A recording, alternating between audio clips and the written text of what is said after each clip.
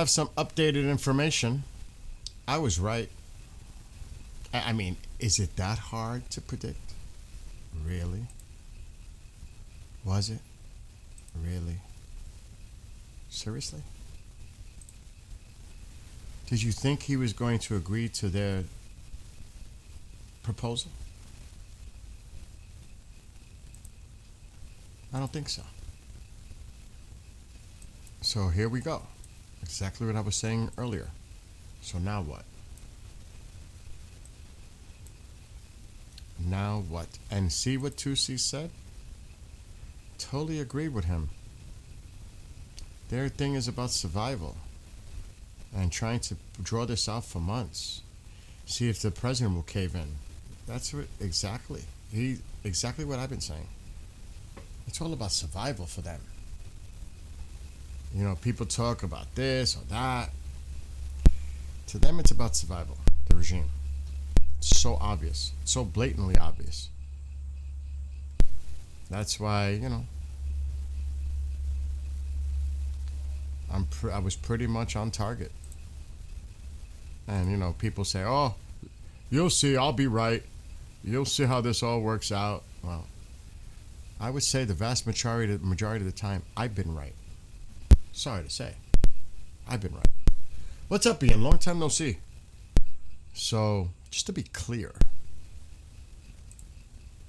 and it's not about being right or wrong, it's pretty much seeing this objectively, and it's a logical conclusion. Not emotional, not political, not rah-rah-ish. It's just an objective, rational opinion. And because of that, the vast majority of the time, I've been able to call a lot of what's been going on from the beginning. And that's, again, I don't say that with an ego. It's just the reality. So, obviously, he's gonna soften it up, saying he's not satisfied. I bet you he's not happy at all. He may have said it that way. They want to make a deal, but I'm not satisfied about it. Yeah, they want to make a deal. They sent you a proposal. It's a hardline proposal. You didn't like it. I didn't think you would. So he's kind of like softening it a little bit with how his response is. We don't know if we can reach a deal with Iran. Do you think? Do you think? After all this time? Now you say that? Do you think? Did you ever think that you couldn't reach a deal with them? Audio click? I don't know what you're talking about. Now there might be something on. I gotta put the headphones. Maybe there's something running in the background. Let me see what you're talking about, Ian. I hear that. I do hear that. I don't know where the hell that's coming from.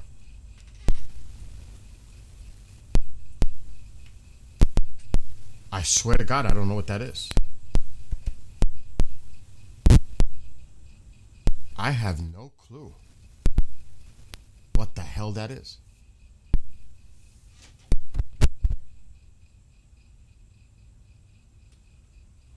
Maybe now. Jingle a few wires. Oh, wait. Did I hear it again? That's when you have like 40 cables connected all over the place. Yeah, it was the connection, one of the cables to the mixer board. Anyway, so I mean, anybody could have seen this coming. No? Was this not a predictable outcome?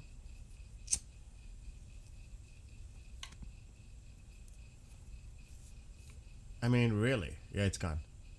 Nothing, Alvaro. Just don't touch it. It was a cable right there. Anyway, so now what happens? You guys think something happens this weekend? Nothing? What do you guys think?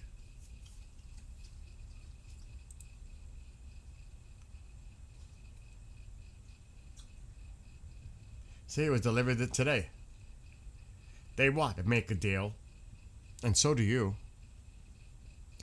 but I'm not satisfied about it. We don't know if we can reach a deal with Iran because they're dug in with their hardline approach. I don't know about them begging for a negotiation. I think they just said, "This is it. This is where we stand," and the president doesn't like their response. So, pretty predictable, to be honest. Now the question is again, do we just keep it going with the economic fury, or do we see a resuming of some type of a military operation? Now, I mean, he may just say, okay, that I don't think we're ever going to make a deal with them. So we don't know if we can reach a deal with them. So will the economic pressure,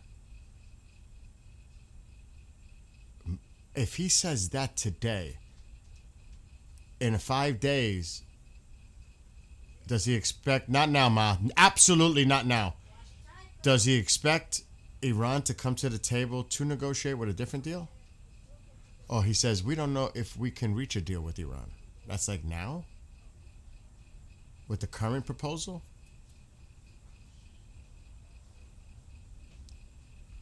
I don't know. So, we don't know if we can reach a deal with Iran. I might be reading too much into that. So what does that mean? Now? Or moving forward? I think that more has to do with now, right?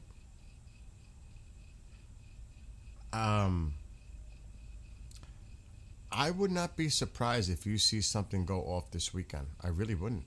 With all the movement that's been going on, it looks very similar to what happened prior, even to Midnight Hammer and the 12-day. There's a lot of similarities here in the movement.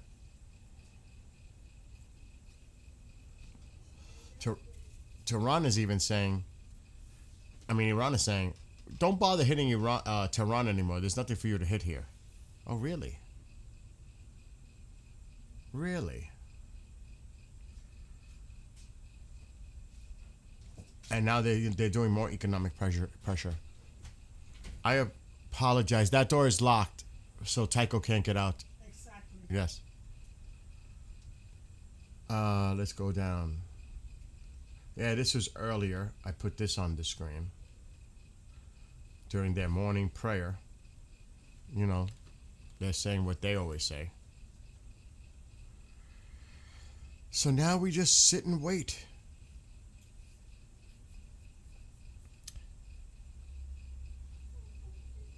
So the other side put out, interesting, somebody who supports, the U.S. naval blockade against Iran is working.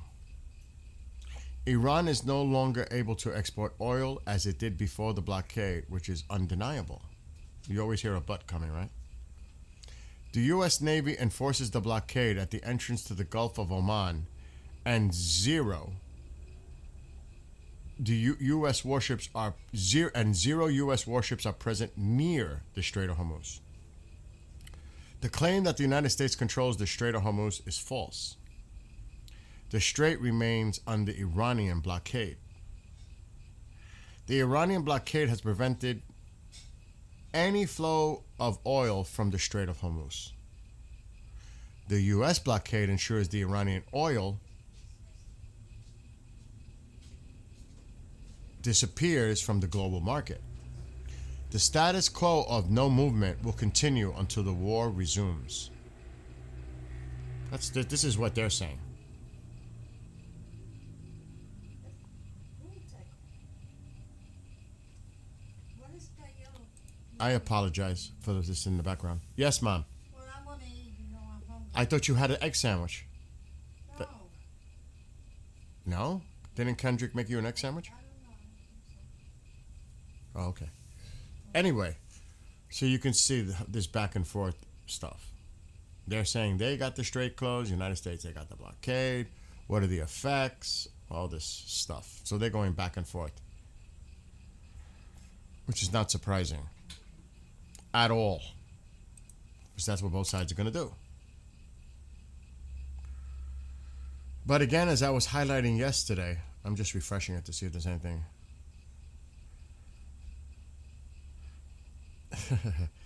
Iran's foreign minister had a phone conversation with Russian counterpart Sergei Lavrov on Friday to discuss Tehran's latest proposal delivered to the U.S. via Pakistan.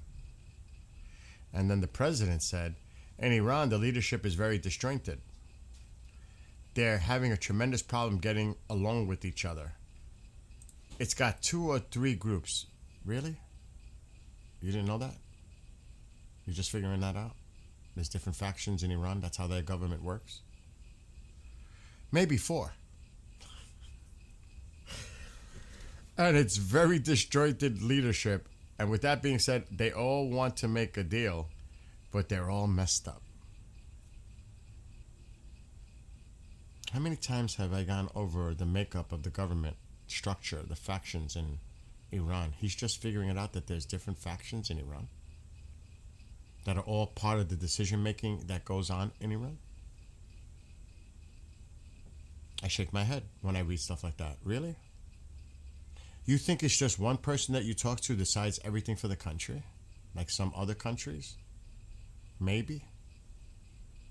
Really? You really thought that by talking to one individual, you really thought this person was the one that was going to give you all the negotiative resources and tools that you could work with that person and they make the decision making for the country? No. I said that from the get-go, weeks ago. That's crazy. Because that's not how it works. Anyway. So, hey, if you have 6 ships leave and not stop, most will get away, but someone will get caught. Yeah, the shadow fleets, turning it off, trackers. How much can you extend? I do believe that we are stopping the vast majority of their ships. There are reports by people who keep track of this that some have gotten through the Iranian tankers and cargo and all that other stuff, especially going to China. But, again, there's so much stuff out there, it's hard to believe or trust anything. Really. Because everybody says something and then it turns out to be either exaggerated or misleading. And you're like, so anything moving forward, how do I take it with really any grain? It's a pile of salt, a grain of salt. What is it? It's like, oh my gosh. So it's hard. It's hard to really keep track of what's really going on. And we don't know what's going on really behind the scenes. So that's another thing. But it definitely looks messy. But to say it's got 2 or 3 groups, maybe 4, and it's very disjointed leadership. Didn't anybody tell him the model of the government makeup in Iran and how it works? Yes, it's not just one body. There are multiple factions. That's not new. It's news to him, maybe. I don't know how that is possible. But nobody told him how the government functions in Iran? Supreme Leader, IRGC, Judicial, National Supreme Council, Assembly of Experts, Parliament, President. That's true though. Nobody really knows. A ton of salt lately. But I mean, my gosh, is he just figuring this out? You thought you were talking to Ghalibaf and you thought that Ghalibaf makes the decision for the country? Oh, we're talking to people right now that we find reasonable and they're willing to negotiate. I don't want to give out his name because I don't want to threaten the guy's life. Remember all that? He really believed it. He really believed that these individuals represented in the negotiation team, that they make the decisions. They are the ones that make the call. Absolutely furthest from the truth.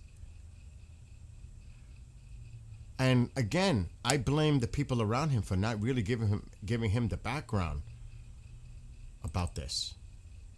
Or maybe they have. I don't know. But it makes me shake my head. I'm like,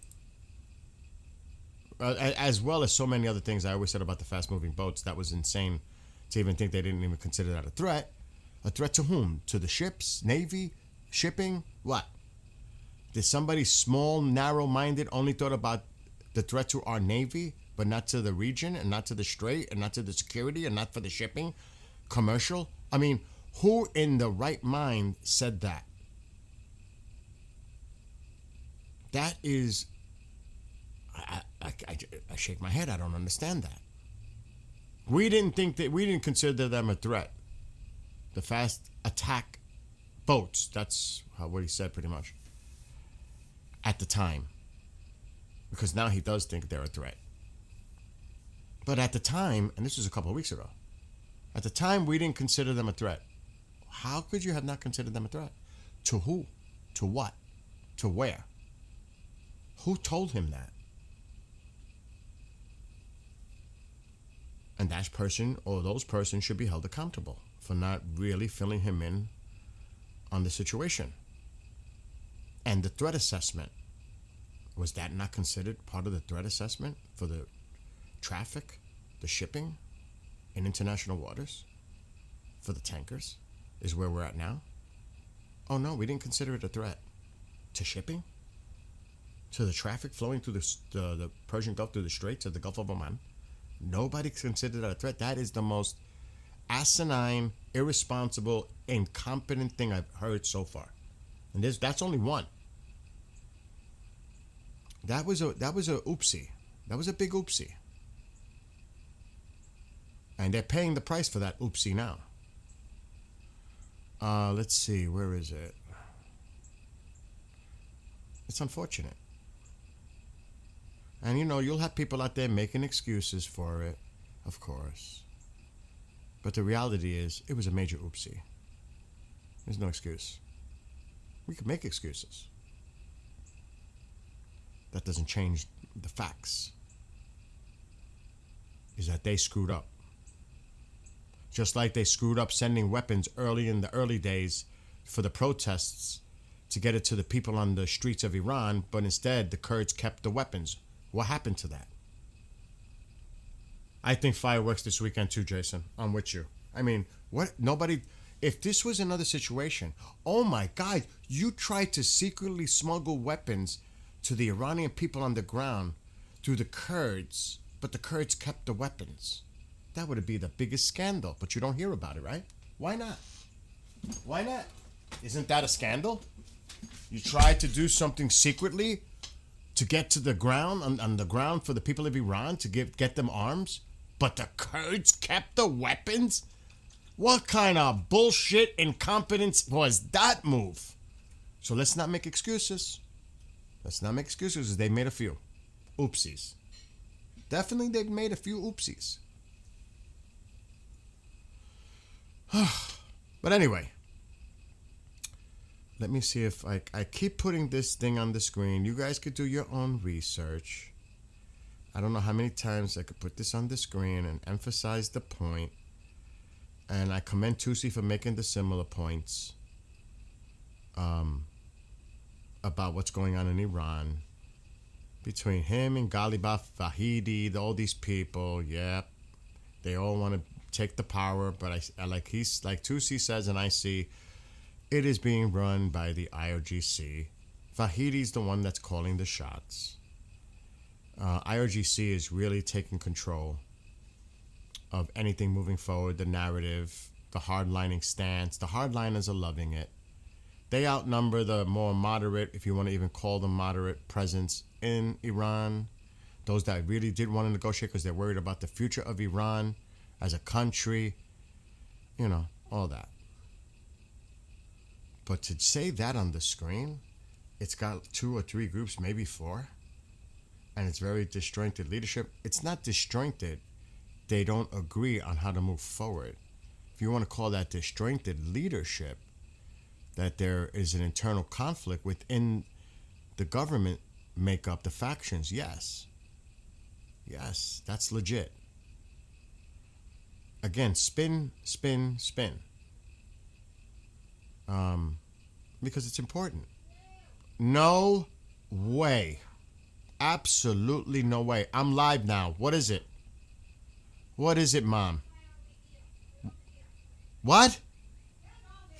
Oh my God. Never peace. Never. I'm coming. I'm coming. What is it? What? Oh my God, what's on fire? The toaster. On fire. Fire. Fire.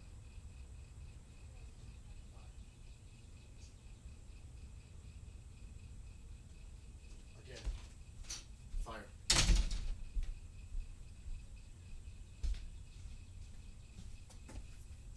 She burnt a piece of toast and smoke all over. Unbelievable. Another incident. Anyway.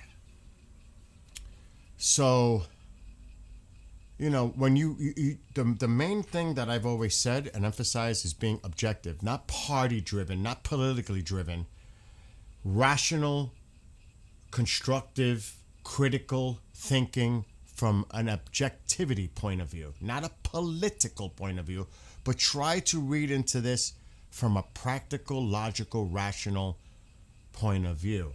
It's called objectivity,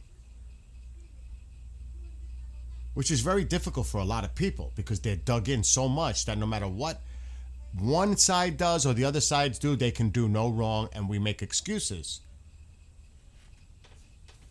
That just goes without saying. But again, and then not on top of the two things I mentioned, when we have witnesses saying that they weren't fortified, they weren't protected, and 6 of our soldiers, our men and women, died there, why is nobody making a big stink of that? I don't understand. Benghazi was a big deal, right? Why isn't this? 6 lost their life. You got to be fair. It's hard to do. I get it.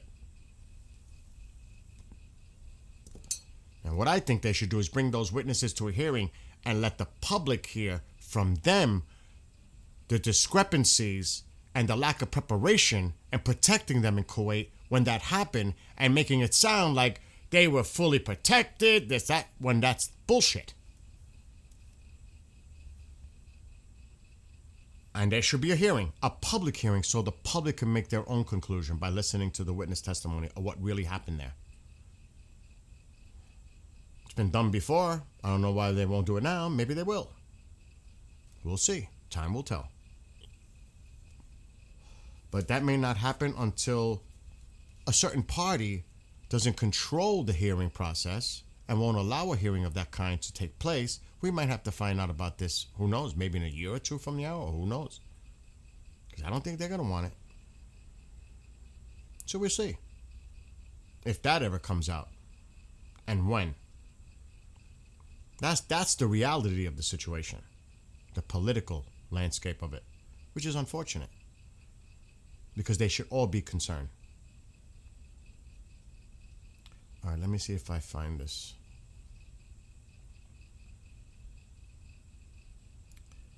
Where is it? I had it. Here we go. Again, when I hear this, there's 3 or 4 groups, 2 or 3 or 4. This is just a basic. There's a lot of factions. Duh. There's a lot of factions that make up the Iranian government. What, you think by talking to him or a parliament member? Look what they got to go through to get to here. And they only answer to him. I urge you, see, if this becomes an issue of a problem, who do you think is going to take over the country? Them down here? Or them? And they are the most radical, extremist individuals here in the judiciary. They are hardliner psychos. They're on the top. Yeah, you're right. 2 or 3 groups, maybe 4. Yeah, you're right. Did you just realize that? You think by talking to one decides everything? They got to go through all this process. That's how the regime is set up.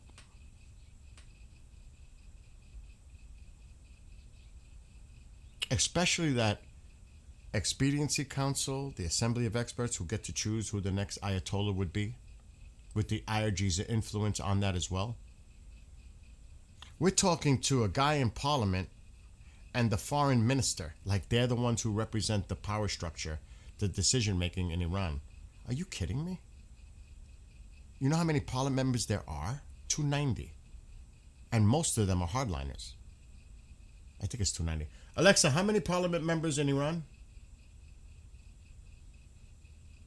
Iran's parliament, the Islamic Consultative Assembly, has 290 members. 290 members in parliament.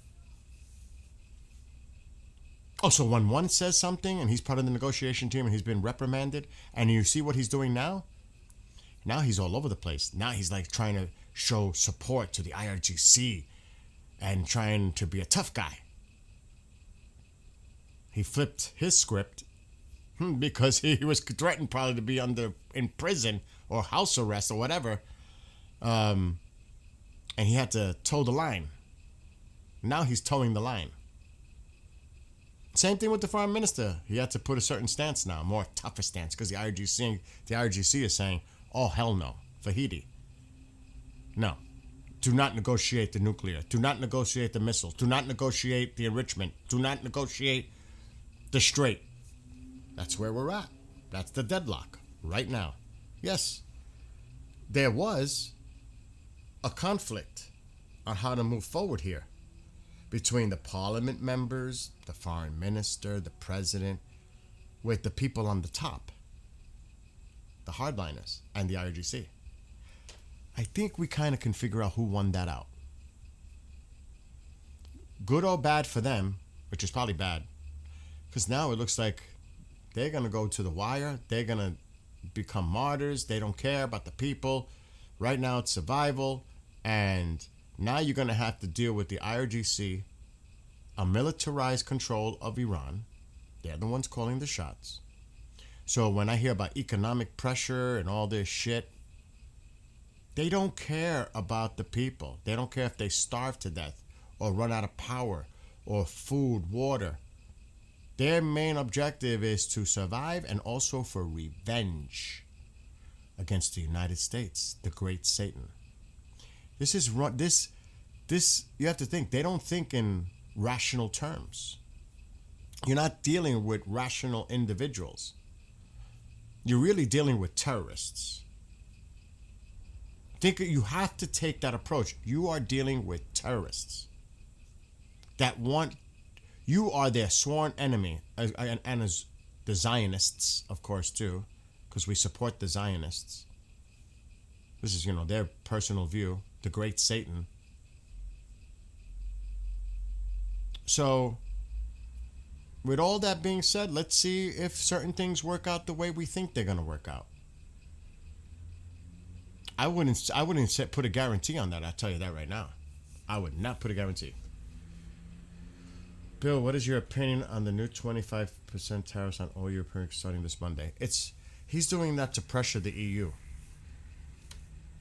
He's using that as a resource, a tool, to get their act together and start to help out.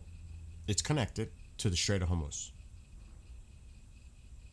He's applying as much pressure he can against them. That's what that's all about. Will it work? I don't know.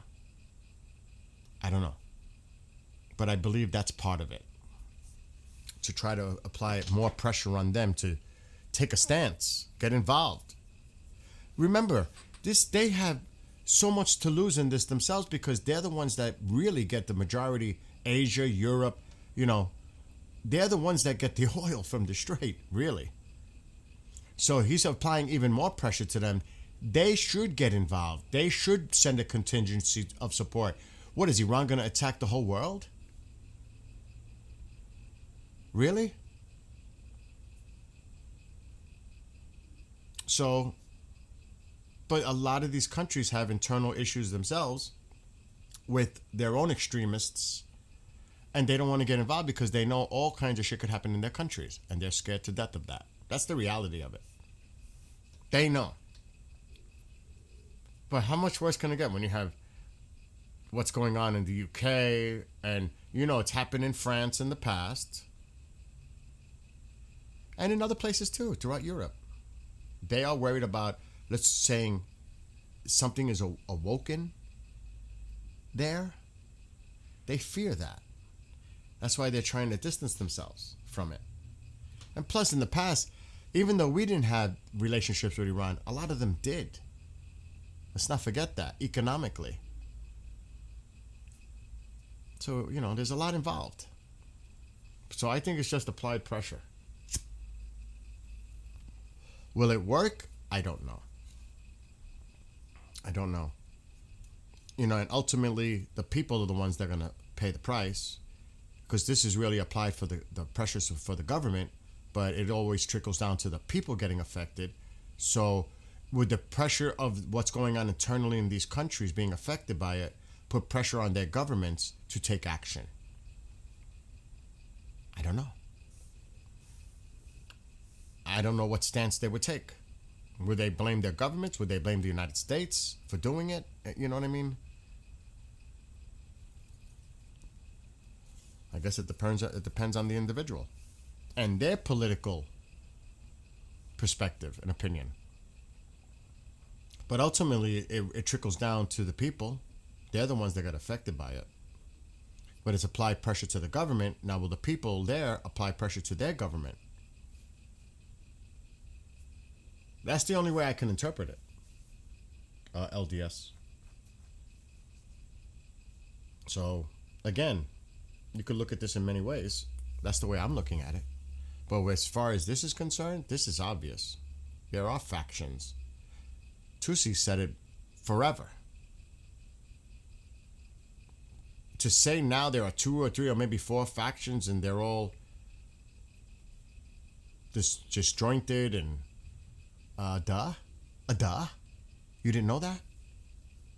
You didn't know that there's different factions that make up the Iranian government, the regime? You're just finding that out now? I look at that and I'm like, whoa. It's got 2 or 3 groups, maybe 4, and it's very disjointed leadership. You think? Because there's some that want to negotiate with the United States, and the IRGC and the hardline is saying, hell no. If you want to call that disjointed, and if you want to call them the few groups within Iran, you would be right. But that's not breaking news. That's something that they should have been aware of since they first stepped in office. Because you should know how the government works in Iran. So that makes me shake my head. A comment like that. I'm like, really? Really? Okay. You just realized there's 2, 3, 4 groups. You didn't even include the Ayatollah, who might be alive or not.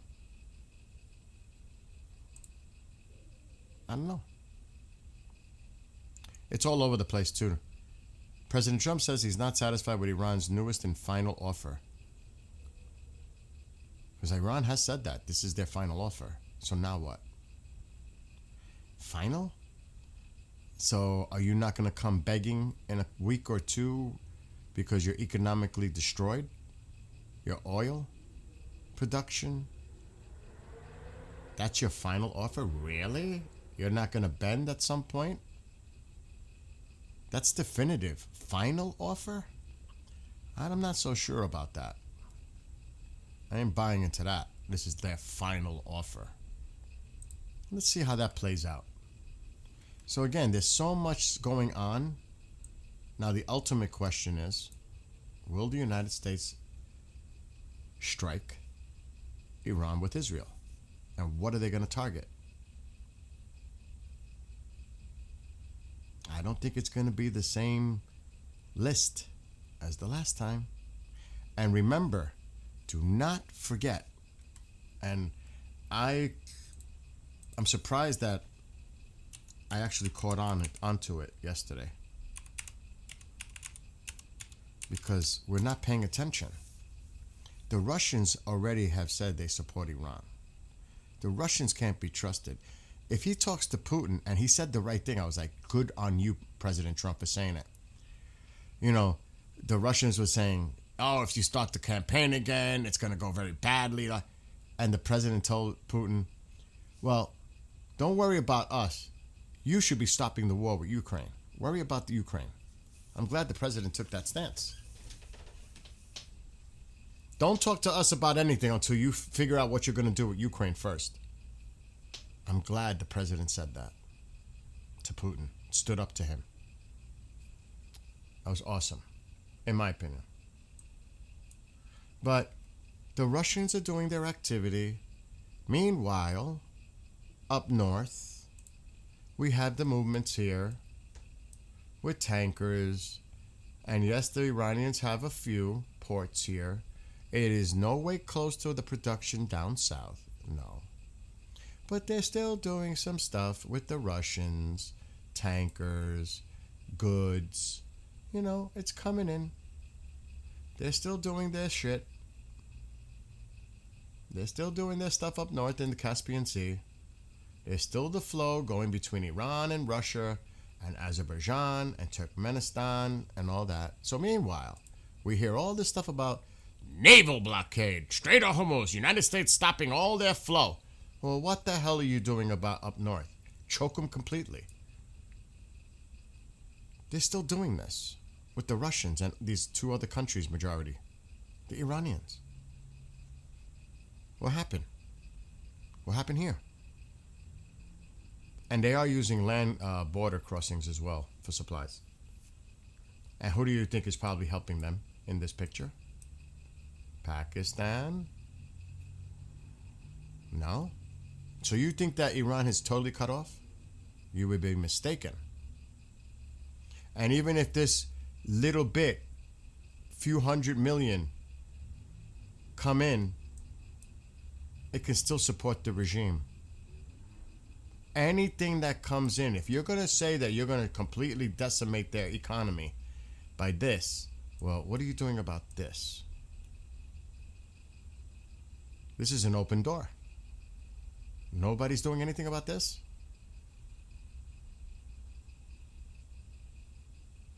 The Iranian flag, I'm going to put it back up because it's a lot of the stuff in the background is now work related. But once I see a sign, I hope that signal is given for the Iranian people to take to the streets and take the country back, you know it's going back up.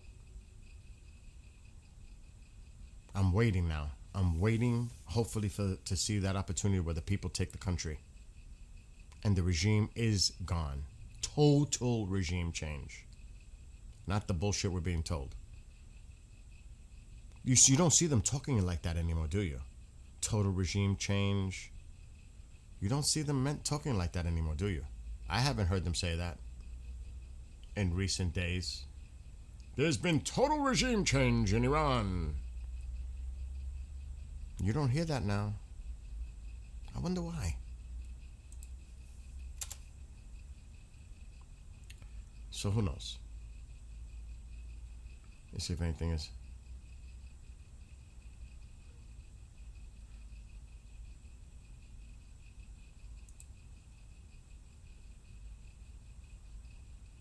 Oh shit, look what they're saying here. Something, they remember Tusi, I don't know if you watched Tusi, reported an explosion in Iran. This is their spin on it, what happened. This is interesting. 14 members of the IRGC were killed and 2 others wounded during an unexploded ordnance clearance operation. The unit in Zanjan said demolition teams had entered a contaminated area to identify and neutralize unexploded munitions left from recent airstrikes when the deadly explosion happened on Friday. So this is what they're saying the explosions are a result of.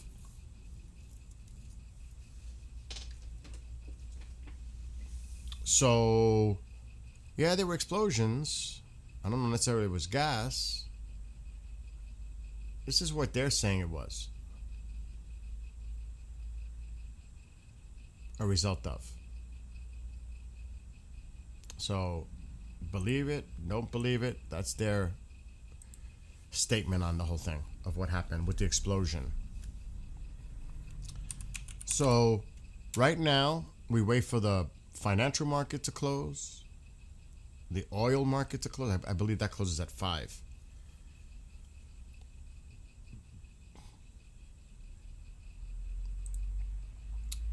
I'm just seeing if he put any new posts out on True Social.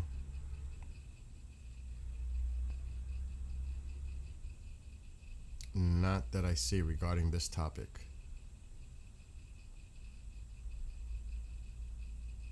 I'm looking.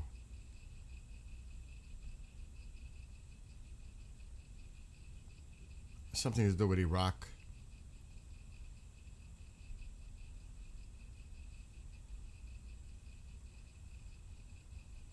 That's basically it. So really nothing new from his social media.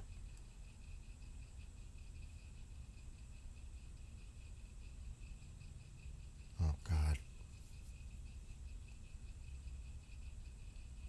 I can't see that picture of my friend, the U.S. flag on his coffin.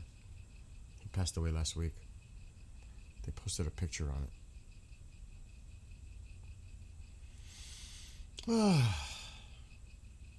So yeah, that's like the latest coming in from them. Iran International, which the media on the other side hates. They hate Iran International. They even mention it at times. It is too much bullshit. It is too much bullshit. And it's hard to see through all the bullshit. And a lot of the bullshit is there on purpose, remember. Obviously.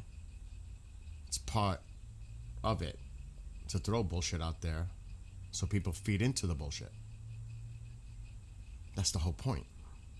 Because a lot of people take it literal and buy into it, read too much into it. I check it out. I'm guilty of it. But at the same time, I'm going to do a little bit more extensive research and to not take anyone's word on anything. It needs some digging. Just because they say it doesn't make it true. Or it could have some hint of truth but be misleading. It's a mix. There's some truth to it, but it's not the whole truth and nothing but the truth. Follow? So we'll see. And will we see some type of a military action this weekend? He's saying he said it today. I don't know if we will be able to make a deal with Iran. I'm not satisfied with the offer that was proposed and I received this morning. He didn't say it like that, but that's all the talk. That it was submitted. He's seen it. He got it. He doesn't like it. He doesn't think that we can make a deal with Iran. So now what? That's where we're at. So now what? And this is coming directly from him. I'm not like making this up. This is what he said. So now what? I guess we're all going to have to wait and see.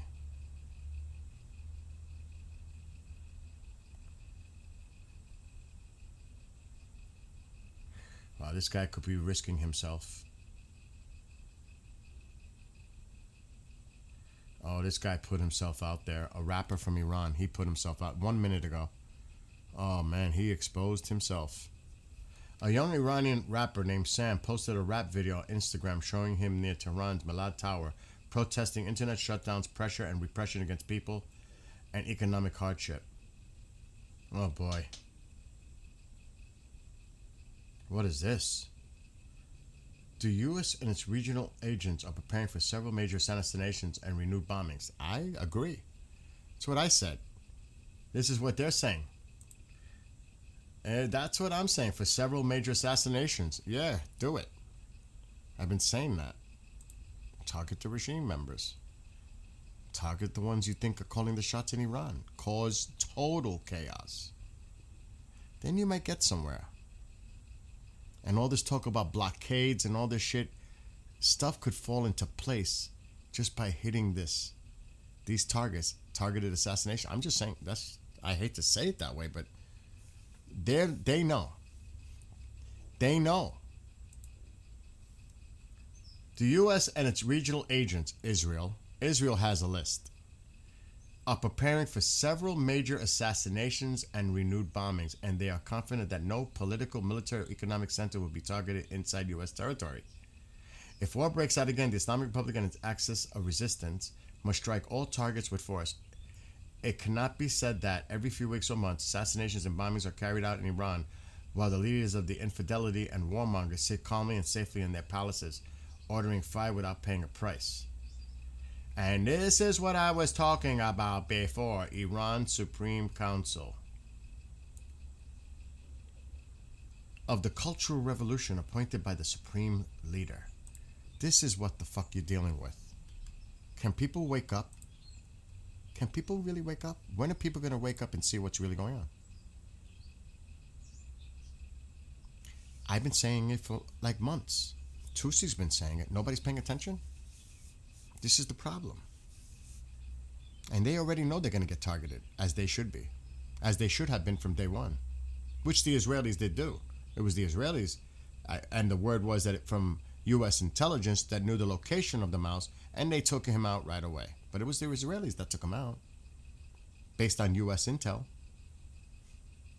You don't think the Israelis are ready to go hit these targets and these leaders? Oh, hell yes, they are. There's no question. They know what to do. They know what to do to have real regime change. We'll see.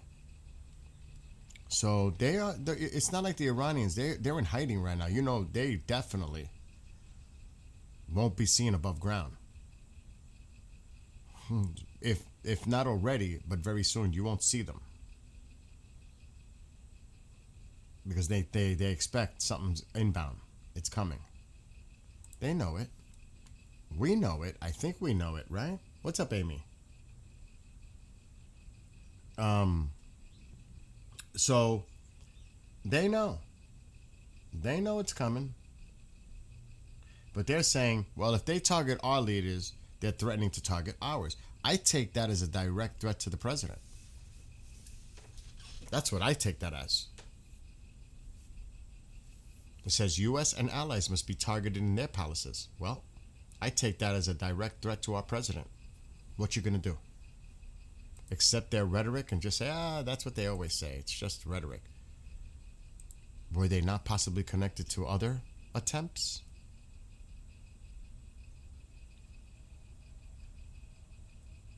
Then you gotta wonder, what could they be cooking here?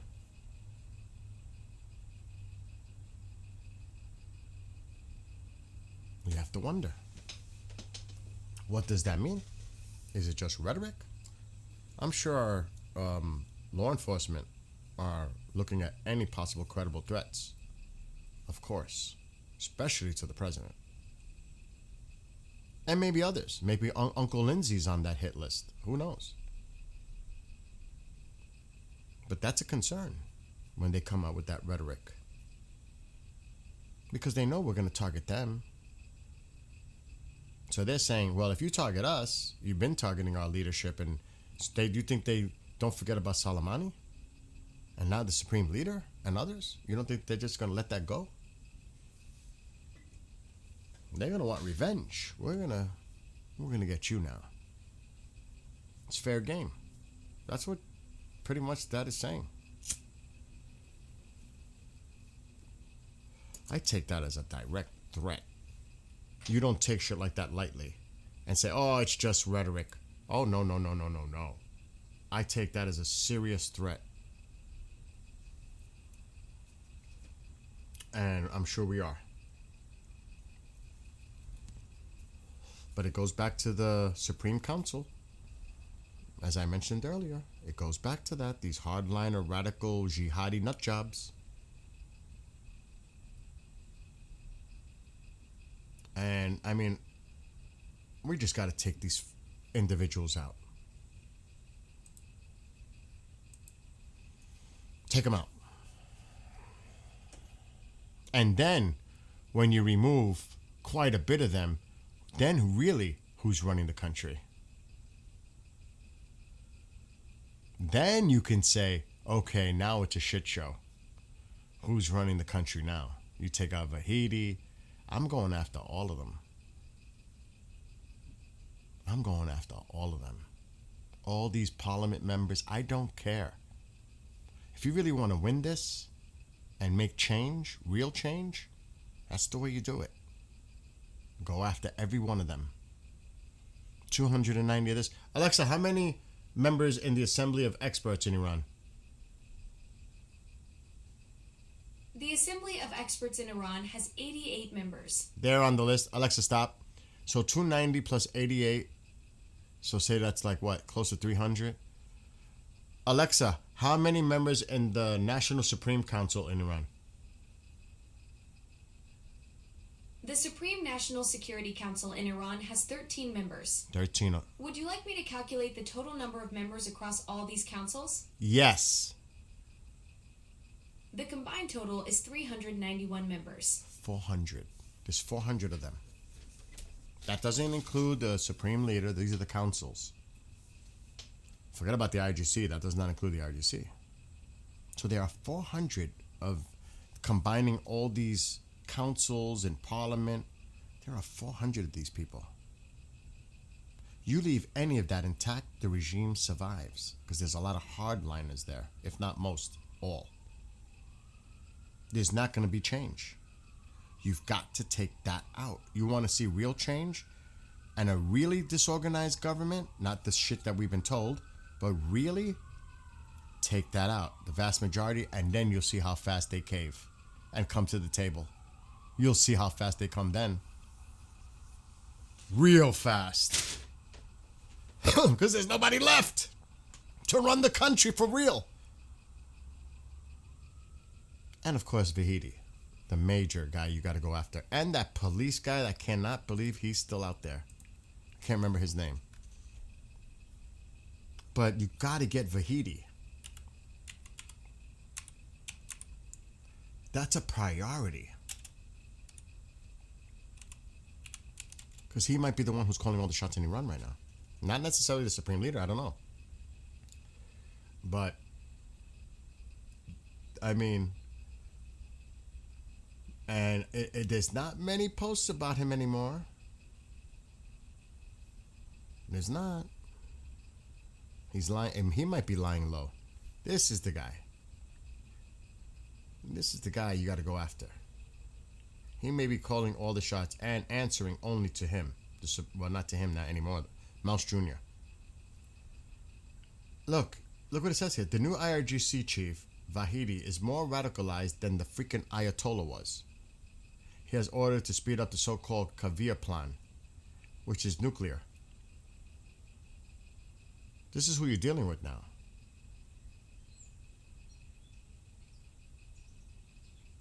Exactly. They may have a third left hiding in that mountain, yes. Yes. And they're digging out the tunnels ever since the ceasefire started.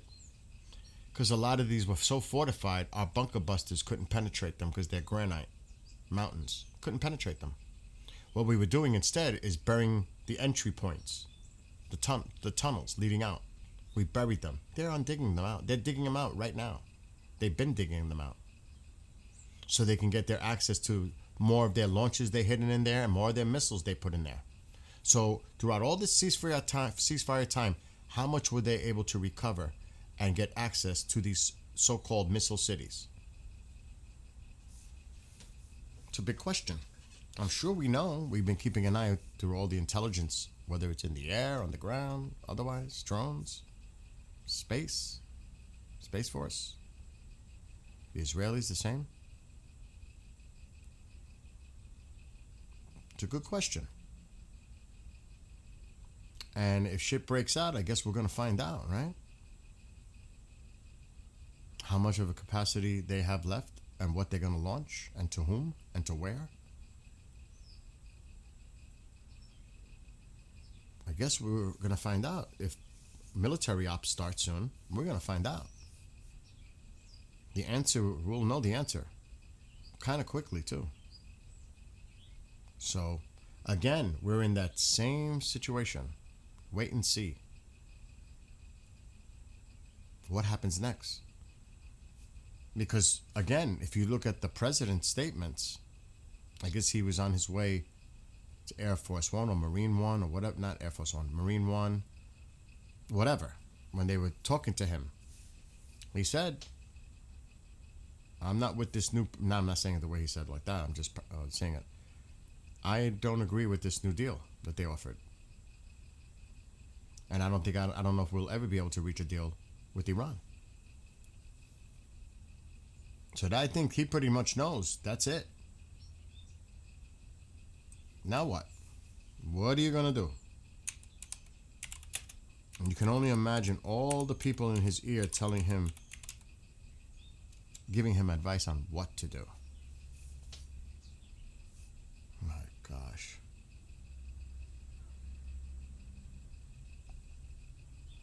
So CENTCOM has put something out less than an hour ago.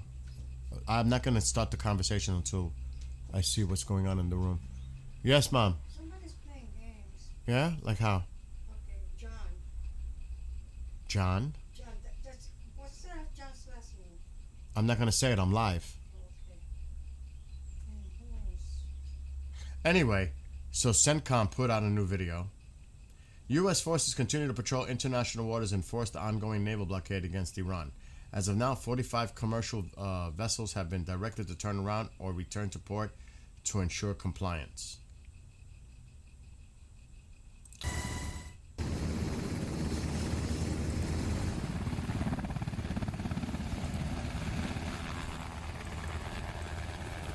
So this is CENTCOM released.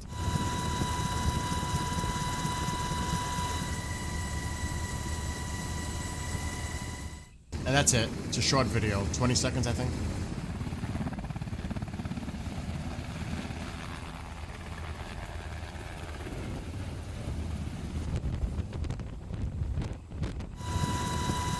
Looks quite windy on that deck. That's it. So that was less than an hour ago. CENTCOM put that out to show about the enforcement of the blockade.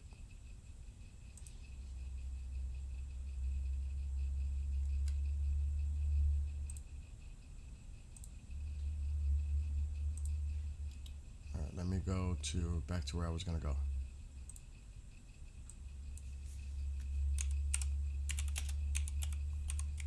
And I'm going to check Telegram too, because I'm sure they're saying a few things about... I don't know what Mom is doing. No idea. Why is that phone? Who are you calling? Tell my sister that I called. Okay, that's her. That she doesn't have that number anymore. I have her new number here. That number no longer exists. So hang up. What does she want me to say? That number doesn't exist anymore. I was given a new number yesterday to write it down, and Mom is calling the old number. I'm live. You brought me into the conversation, not vice versa.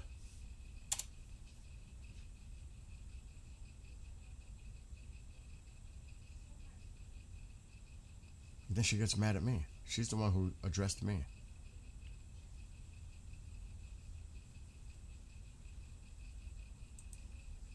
Okay, hold on.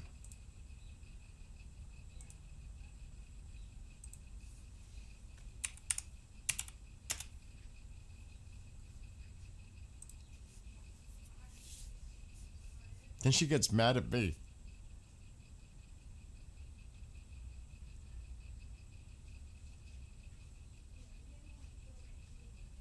Okay, I'm going back to the president's comment. We already showed you about the 2 or 3 or 4 groups. It's got 2 or 3 or maybe 4 groups. And with that being said, they all want to make a deal, but they're all messed up. No, that is not true. They all want to make a deal. That is not true. IRGC does not want to make a deal. They don't care if they become martyrs. There's no way Vahidi wants to make a deal. Or maybe they want to make a deal with the proposal being straight is off the table, nuclear is off the table, whatever's off the table. If you're okay with that, we can make a deal. If you want to call that a deal. That's a non-starter. That's not a deal. So again, you can spin it and say, yes, they put a proposal, they're begging for a deal. That is not the case. They're telling you in order to have negotiations, they're setting preconditions. This is not part of it. This is not part of it. This is not part of it. If you agree to that, then we can negotiate a deal. That's different. That is different.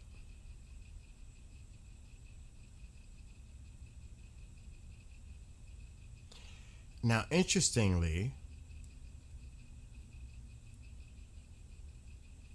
the advisor to the Iran Supreme Leader, if he's still,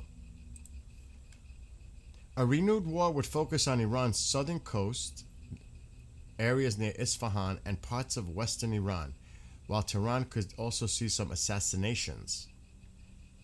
And this individual is an advisor to the Supreme Leader, adding that there is really nothing else left for the enemy to hit. Oh, really?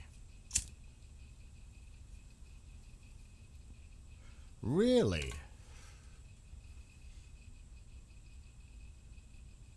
I mean, we could actually watch this. غرب کشور. حالا ممکنه چند تا بمباران یا چند تا ترور هم در تهران داشته باشن، ولی تمرکز رو ولی تمرکز اینه، چون دیگه چیزی غیر از این نمونده. این اگر جنگی مجدد بخواد در بگیره، متمرکز بر سواحل جنوبی با شدن تنگه تا نزدیکای اصفهان و یه مقدار هم غرب کشور. حالا ممکنه چند تا بمباران یا چند تا ترور هم در تهران داشته باشن، ولی تمرکز رو ولی تمرکز اینه، چون دیگه چیزی غیر از این نمونده. Notice how all these people are former IRGC this, former IRGC that, you know, all this. That should tell you everything. This is the aide. This is allegedly the Mouse Jr.'s aide. And look at his past history. He's a former commander of the IRGC. Former commander-in-chief of IRGC. So who do you think has the influence with the Supreme Leader? They only answer to him, the IRGC. Get that embedded in your brains. Despite the rhetoric and bullshit that we're told. Straight up. Bill, what do you think of the UAE changing all the Iranian flags to that? That is great. The UAE, oh God, hold on. The UAE has been the one country that's been standing tough.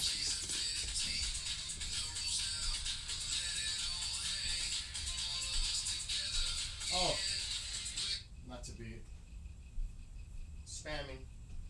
It's a spam call. Of course, it made me get up to look at a spam call. The UAE has been the one. It was actually, I believe, don't quote me on this. The UAE wanted the UN, the Security Council, to say that a military option is possible against Iran, but it was France was involved, Macron. It was pretty much thrown away, but the UAE wanted that. The UAE even said, we will help with the Strait. Look at what they did with OPEC. The UAE is the one country that's showing a set. I give the UAE folks a lot of credit. A lot.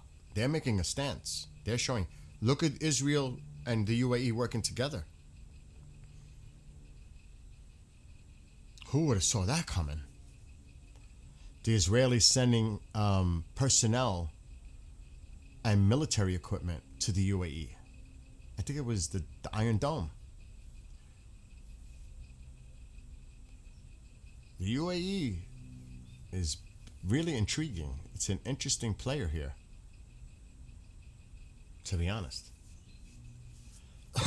But I don't know how that moving forward, what that interprets and turns into, I don't know. But at least they're showing some balls, unlike some of the others. That's the way I'll put it. But that is interesting, Jason. But again, let's see what they're saying.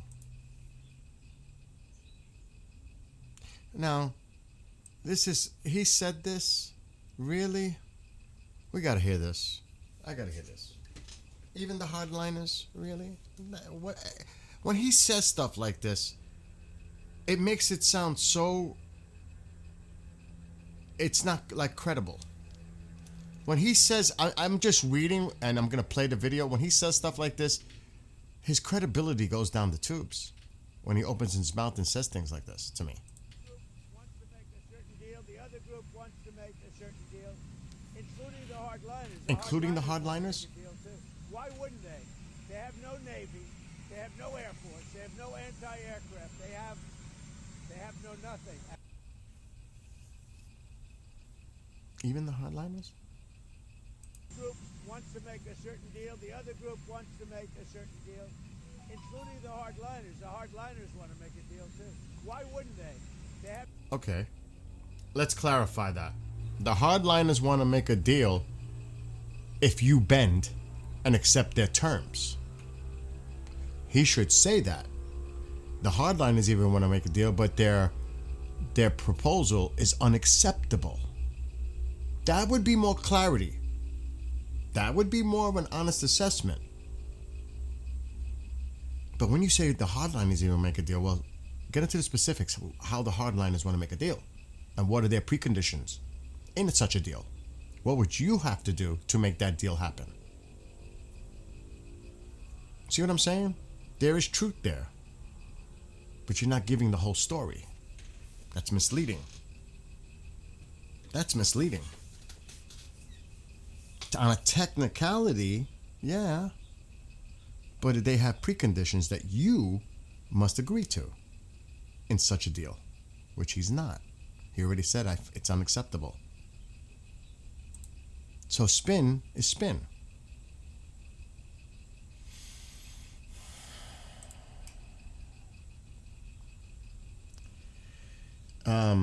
If they're digging out, and hello, Sev, how are you? My love to you. If they are digging out collapsed entrances, they need caterpillars. Maybe take out caterpillars too. There has been, in the early days of the ceasefire, there was satellite imagery showing the heavy machinery at these locations. I don't know if it was a Caterpillar brand, but they were seen. I could look it up. From like the beginning of the ceasefire, they were already starting to dig out the tunnels. But since the ceasefire is going on, how do you target something when there's a ceasefire? Unless you do something. They can do whatever they want. There's a ceasefire. You follow me? It doesn't make no sense. They feel emboldened. Yeah, we can move. We can move equipment now. We can move all this stuff. We're in a ceasefire. Yeah, they might be watching and monitoring us, but we can still do it. We're in a ceasefire. Unless they violate the ceasefire and attack us. But we're negotiating with them. He wants a deal. Let's keep that going.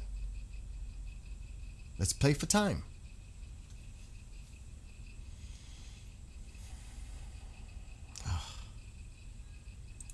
I'm glad I ate already because I'm getting sick. I'm going to see if I could find it.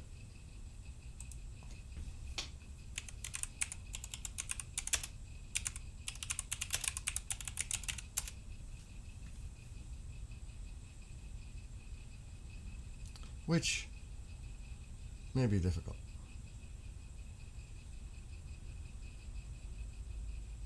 So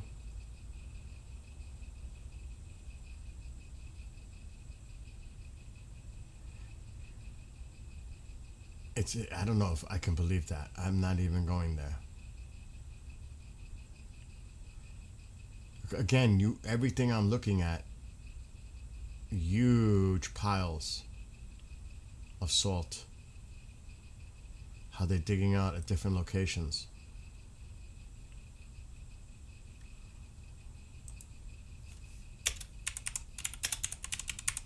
Let me be more specific. So this is April 28th. Let's take a look what this one is allegedly depicting.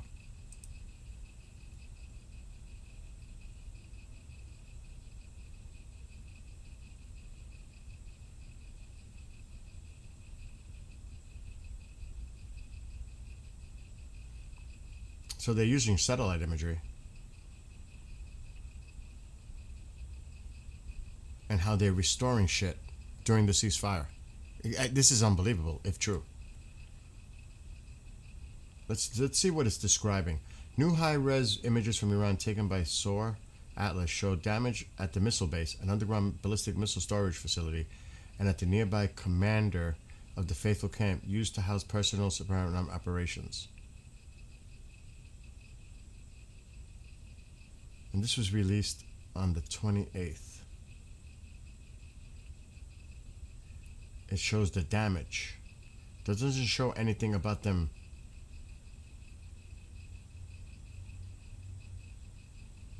This is actually showing actual damage to a base.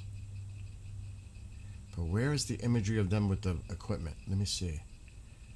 Let me look heavy equipment. Heavy equipment.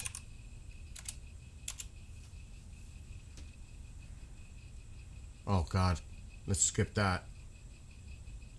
But then again, if it's actually depicting the tunnels being dug out, I'm sure there's other sources.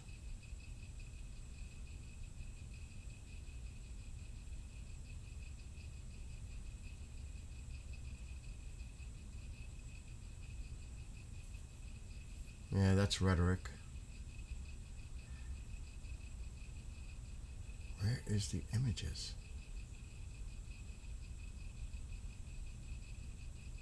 I just want to see this because it's the only one that's showing anything.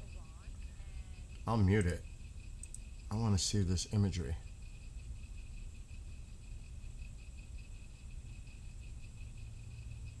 Well, you can see the entry points.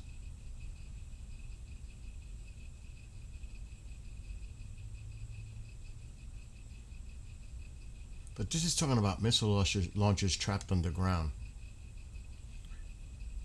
So not necessarily we should put, maybe we should shorten this up to this. Tunnels, Iran, Missile City.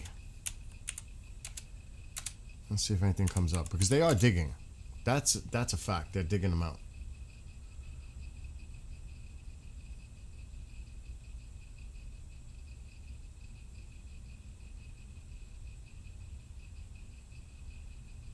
Oh shit. See what?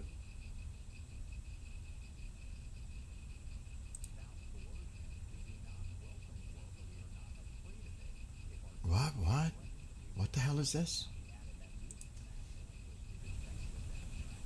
Let me see what's going on with the audio. Hold on. I don't hear anything. Coercion, we do not welcome war, but we are not afraid of it. If our dignity is threatened, we will fight. Now, he added that legal action over attacks would continue and warned opponents cannot impose terms through pressure or negotiations. Is that essentially, when you read through it, another threat coming in from Iran? Yeah, I think it is. I think Iran, as we said at the top of the interview, Iran is emboldened. And so they don't feel a need to show any weakness. And they're really messaging inside the Islamic regime, trying to solidify everything that's taken place inside the regime. But they're also messaging the region and the world and us, the United States, saying, we're ready to fight. We will fight. We're prepared to go forward and do this. So if you bring any more aggression against us, we're going to strike back. And they've actually said some other messages that they're going to strike back very heavy across the entire region if we reinitiate offensive operations. And the same thing if we continue the blockade. So they're definitely posturing, prepared to fight. Now, a lot of that could just be, and that's his opinion. I don't know who he was, a former intel officer? Okay, that's his opinion. There's a lot of rhetoric. There's a lot of rhetoric.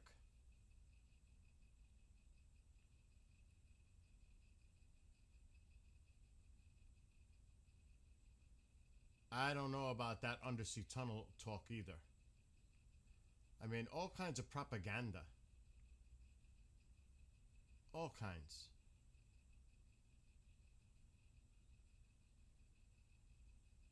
I am surprised because there was... Okay, that's more political than anything else. I'm looking for the satellite imagery. There was a bunch, and I can't find any now, of their digging out with their heavy equipment, the tunnels, connecting to these underground missile cities. Now, they could be old. If they are digging out collapse ordnance, they need... Oh, yeah, we already covered that. And they do. They are. I know I had it low because of Momzilla. She's lurking. I'm surprised. I'm going to have to look at it in a different way.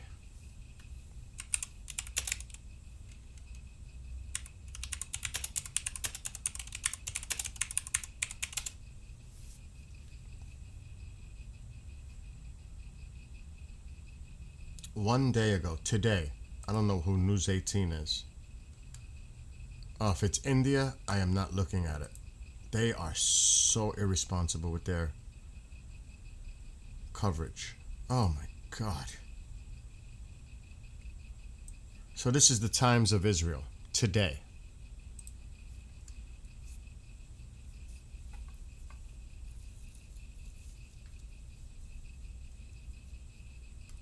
They knew that this was not going to happen. They knew there was going to be a deal. They knew this. I don't know if the president, we can make excuses and said, yeah, this was his plan all along. This was his plan all along to stall for time, and he knew that there was not going to be no peace deal. He was begging for a deal so he can say the war is over, the 9th war or 10th war is over. I don't think so.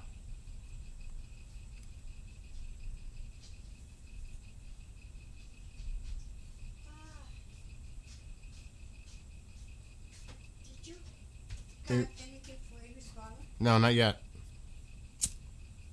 No, we do that every year. I know we'll do it. Anyway, so Iran has been preparing for potential collapse of the ceasefire with the U.S. and Israel by working to dig out missiles and other munitions buried underground or beneath rubble. But that's common sense. This is not like breaking news. Of course they're going to try that. But that's not... There's so many articles on it. I don't want to go to there. Huh? I'm live right now. I'm not talking to you. Okay, sarcastic. That's the way you always talk to me. So what's Satellite images reveal Iran restoring its missile cities. And this is from April 15th. See, they got it. They got those heavy equipment.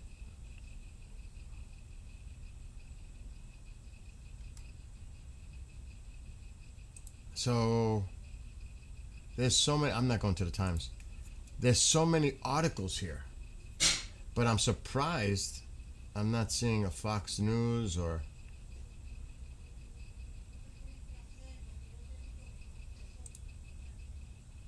But it's all over the place. Oh, okay. Thank God. This is the New York Post. This is a conservative newspaper. Iran using ceasefire. And look how long ago this is. April 15th. It's over 2 weeks ago. Iran using ceasefire to dig out bomb missile bases hit by U.S.-Israeli strikes. Satellite images. There you go. There you go. That's the one I was looking for. This is New York Post putting it out. Right there. This is what they're spending their time. Regrouping. Digging out their missile cities. The tunnel systems. And they've had weeks to do this. How much did they get done? I don't know. How much access did they get? I don't know. But they're working on it. It's something to be concerned about.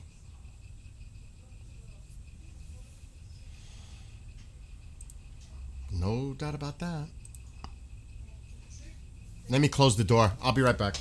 Because that's why the microphone is low, so you don't hear what's going on in the background.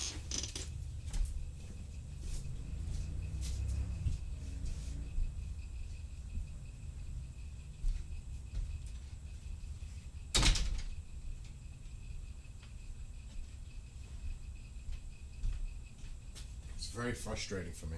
Very. It's hard for me to concentrate. Such a major distraction.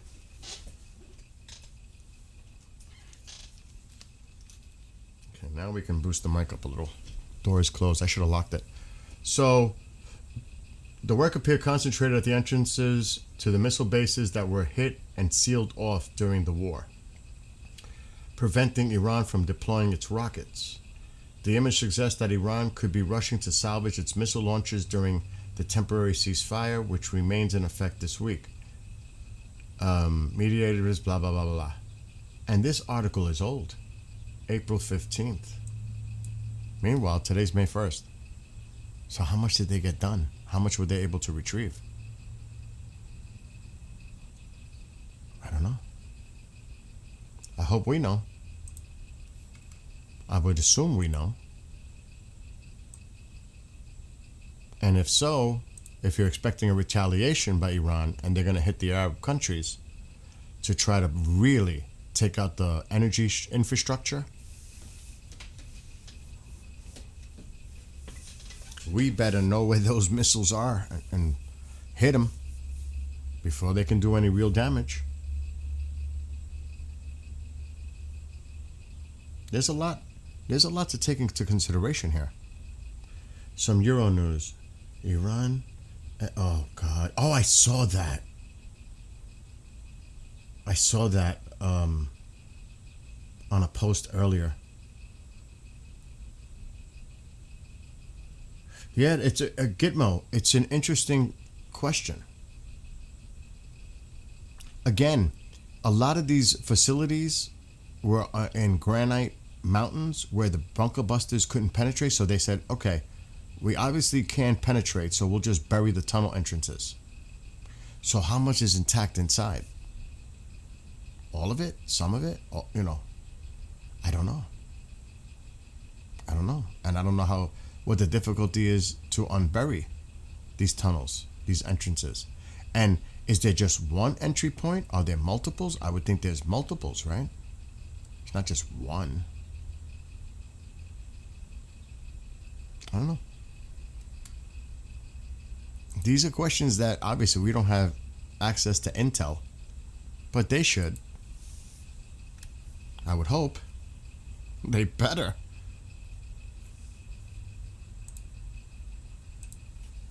But you know that they're gonna hit the UAE hard.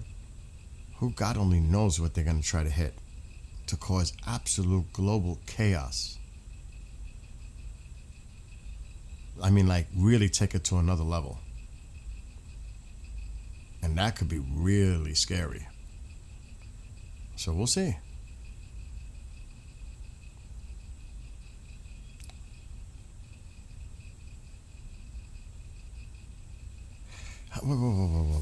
Whoa. 21 minutes ago. This is a quote by the president, allegedly by Iran International's putting it out. We have more than we've ever had, actually. Right now, we have more than double of what we had before we started this thing. Trump told reporters when asked about the impact of Iran war on U.S. weapons inventory. Does anybody believe that? Right? He said this. There's a quote. We have more than we've ever had, actually. Right now, we have more than double of what we had before we started this thing. And that was his response about the weapons inventory. Say what? Wait, what?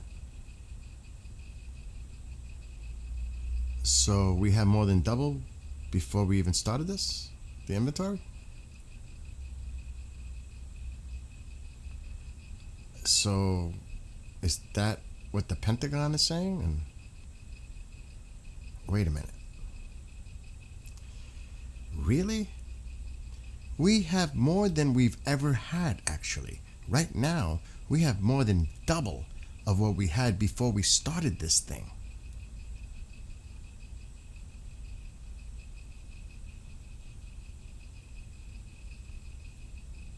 That is fucking news to me. That's breaking news. It's breaking news either way if it's true or not. He said that? I mean, come on. Really? Really? From Russia, China? What? We have actually double. We have more than double of what we had before we started this thing. As far as our stockpile. That shit is fucking breaking news to me.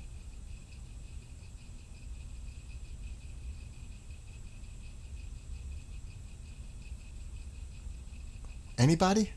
Anyone want to comment on that?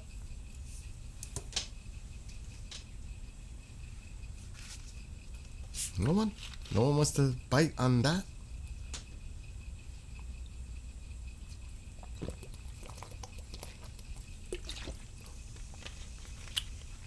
We have more than double than what we had before we started this thing.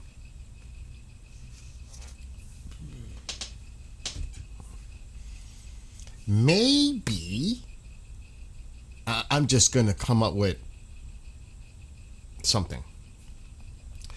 Well, we're told publicly as far as the stockpiles is one thing, but he has inside information to know that we have a lot more than what's said publicly. That's the only excuse I can make for this. That makes sense.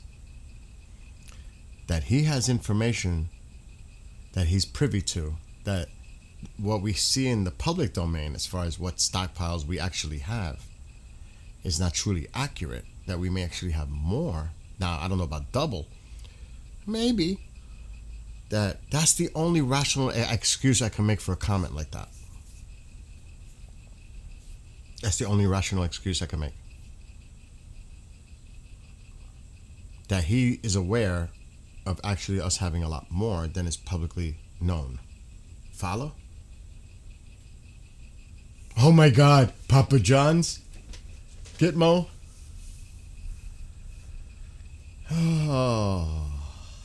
Oh my God.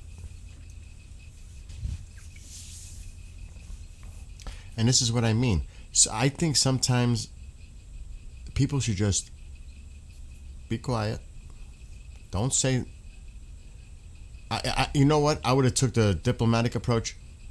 I am not going to comment on our stockpiles because I'm not going to reveal any information that our adversaries would be informed on. There's a way to get out of that question. I'm not going to discuss it with you, the stockpiles of the United States. Simple. End of story. Question done. That's a simple way to do it. That's a matter of national security.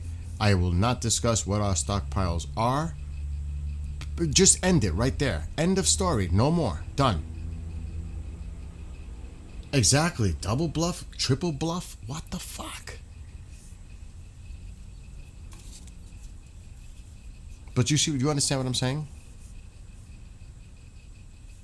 Sometimes it's better not to say anything at all. Keep everyone guessing, at least. But to say we've had more than we've ever had, actually, now that could have been true up to the point at the start of the war, as far as stockpile. Right now, but then he says, right now, we have more than double of what we had before we started this thing. Is the ordinary person expected to buy that? Are you buying that? And like I said, the only rational excuse I can make of this is he knows more than we do, and what's told in the public about the stockpiles is one thing, but in reality, it's another. That's the only rational explanation I can come up with that. Exactly, Marianne, that's what I said, it's national security. And I don't know if this is what Iran International is putting out there. I don't know if he actually said that when he was out there talking. to the press on his way to wherever. That was 20 minutes ago. And this is why I have to step away from this at times, because it makes my mind like Scanner's moment. It's like a Scanner's moment. It really is. It's like Scanners.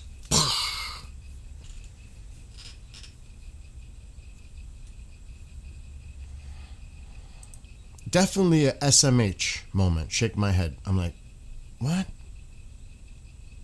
Oh, a reporter. Here it is. I got the clip. Because of all the firepower required for epic fury, that there are people in the White House who are starting to worry about our inventory of bombs and missiles. Are you worried? No, we have more than we've ever had, actually.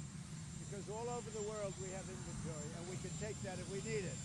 But all over the world we have tremendous amounts of inventory, the best. For instance, we're stocked and locked and loaded. Right now, we have more than double what we had when this started. But, you know, we're all over the world. We're in many, many different countries, many different places. See, now that is more clarification than what International said. Now that could be true what he just said.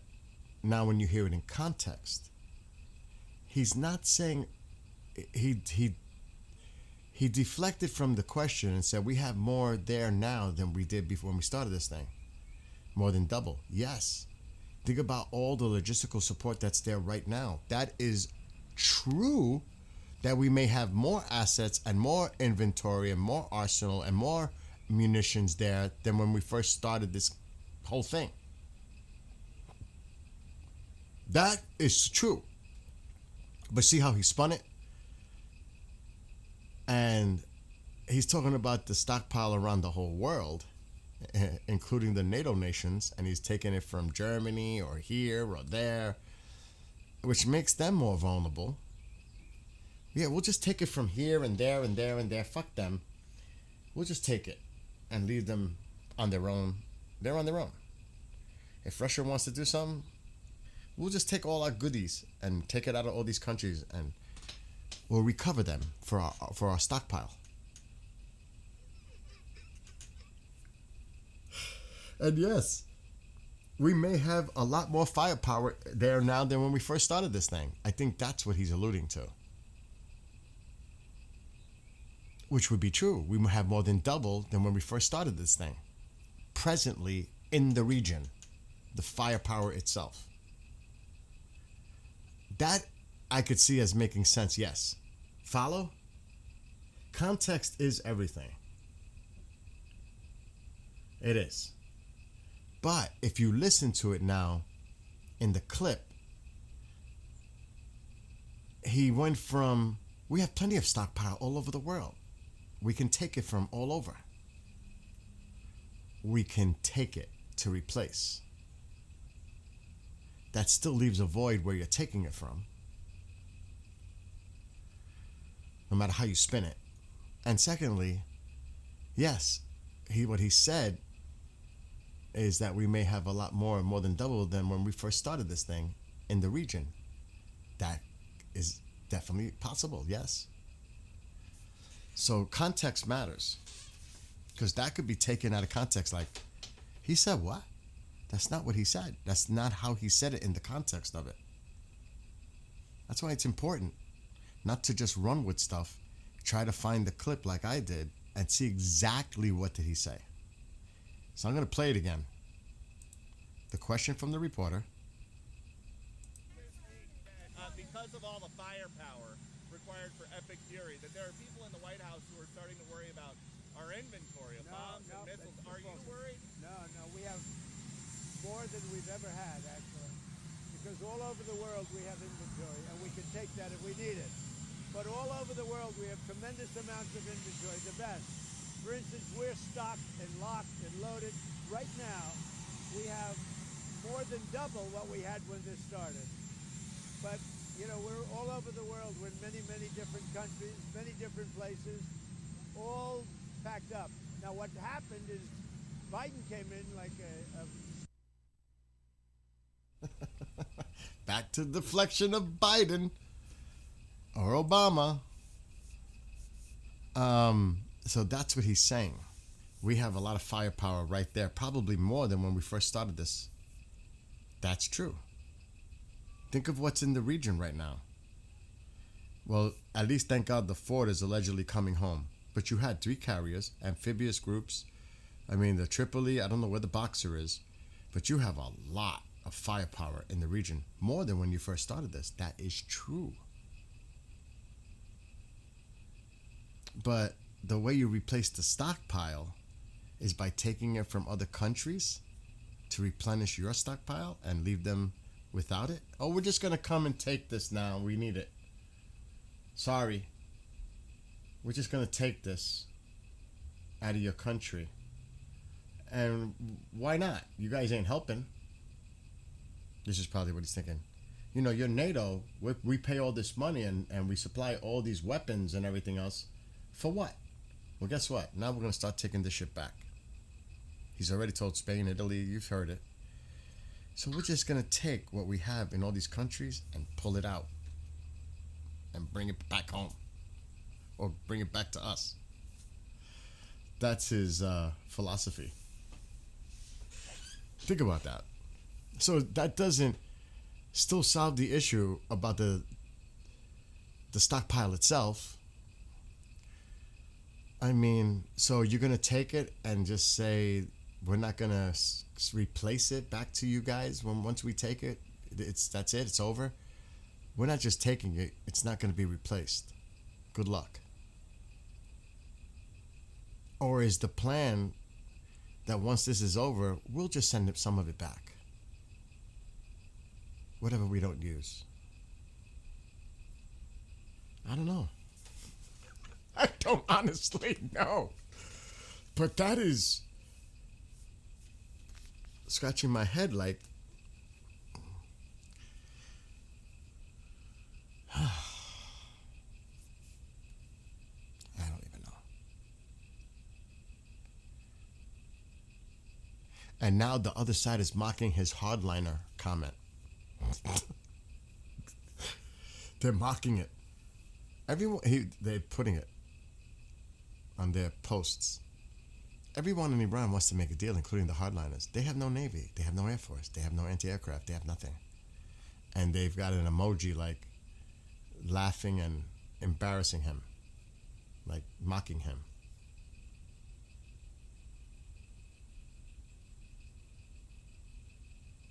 But that's part of the propaganda deal.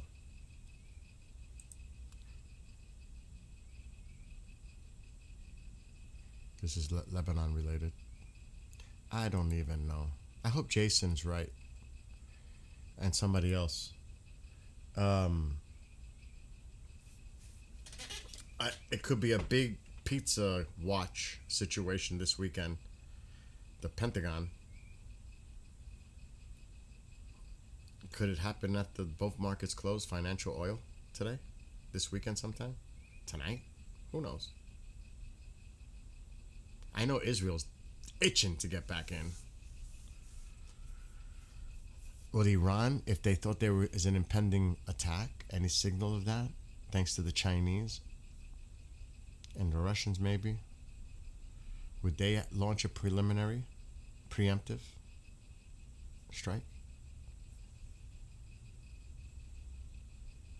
I don't know. I guess we're in the same position. So weeks have passed. Did anybody think in this chat, did anybody think a deal was going to be made, honestly? Did you guys honestly think there was a deal that was going to be made here? Even in the fact that you can't trust Iran, this is what they do. Did anybody really think there was going to be a deal? Really? I mean, he wanted it badly, so he could just end it, say he won, move on to Cuba. Or something else. He wants the deal badly. But Iran is not going to let him get off the hook so easily. Because they know he wants out. And then you'll hear other people say, oh, it's Iran begging for a deal. Okay. Oh, no, he's going to take assets out of all the... It's going to be from... Where do you think most of it is? It's in the NATO countries. Germany, UK, wherever. He's going to take assets out of those locations, our bases, whatever, and he's going to bring it to where he needs it. That's what I'm saying. He just said it. We have stuff all over the world. We're all over the world. Where do you think? And he's going to start taking those assets out and using them for us, for this or whatever. No way. You know, there were a lot of people thinking that he's going to make a deal, this is going to happen. We're talking to the right people. They seem more reasonable.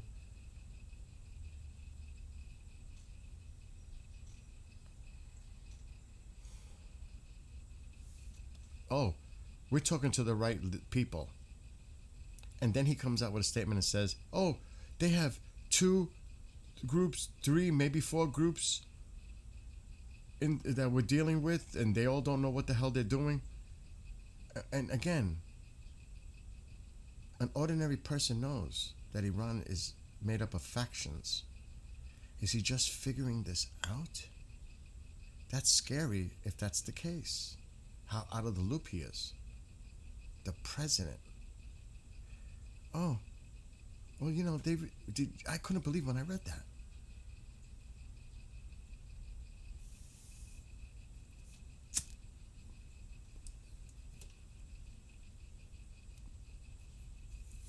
I've been screaming about it for forever. Tusi's even mentioned it. Remember the chart Tusi would show with all the members on it? It's massive. It's a big... It's close to 400 people in Iran. And you've taken out, if we look at that chart, 10? Maybe 20? There's still over 350 of them. You've done nothing to change that regime. Like Tusi and I say, technically, there has been regime change because the Ayatollah was taken out. Technically, you can say that, but to say total regime change is absolutely batshit insane.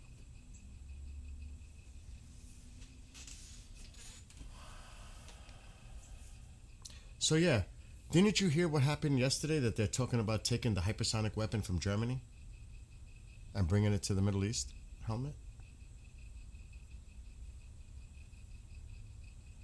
That's going bye-bye.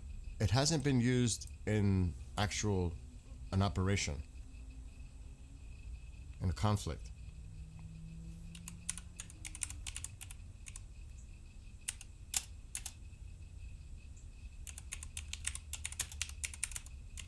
It should pop up.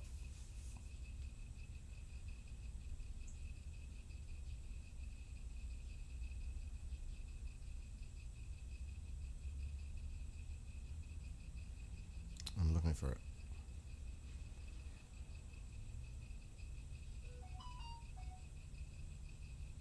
I may have to do it a different way. I'm going to be honest. For those in Europe, you better start looking out for your best interests. Do not count on the U.S. I'm telling you honestly.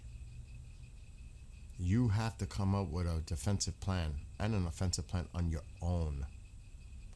Do not depend on the United States. I'm telling you that right now. You're making a very big mistake. You're going to have to find your own way.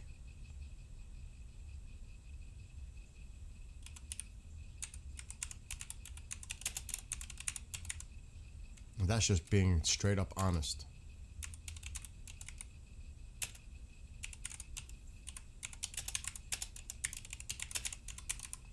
As harsh as that sounds, and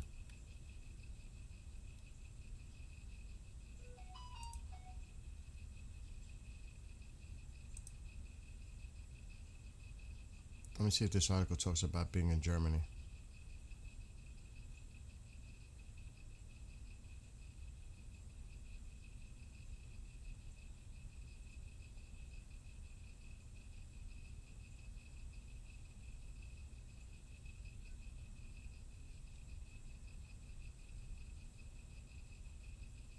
Okay, so it doesn't really say here, but I'm just going to look at more specific.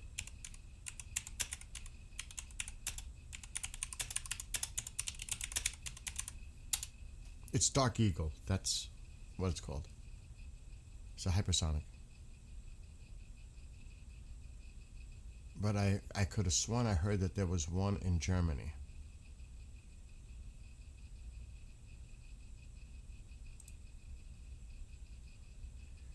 Now, I don't know if it's going to say it here.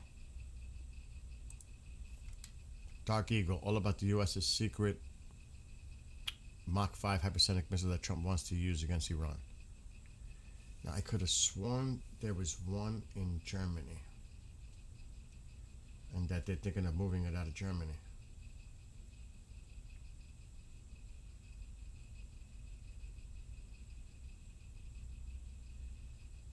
I don't know. See, when you see this, you should definitely take this to heart. Trump threatened Thursday to withdraw U.S. troops from Italy and Spain, extending similar warnings already made against Germany because of what NATO's lack of response. So, you should be preparing in the EU.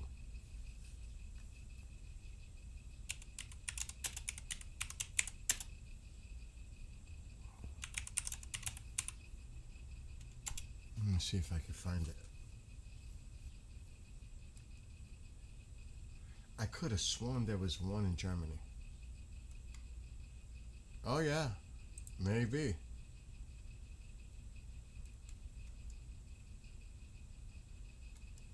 Missiles on the move. Why U.S. long-range missiles in Germany are just the tip of the iceberg.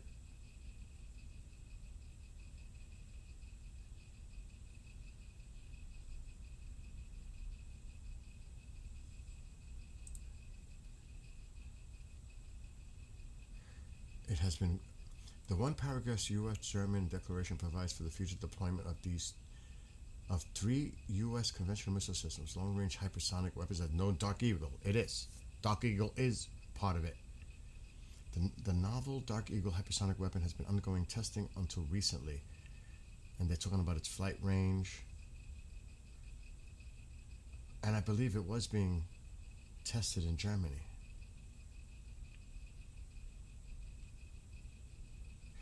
The 3 missile systems are assigned to the 2nd Multi-Domain Task Force, a U.S. Army unit created September 2021, headquartered in Clay Kaserne in southwestern Germany.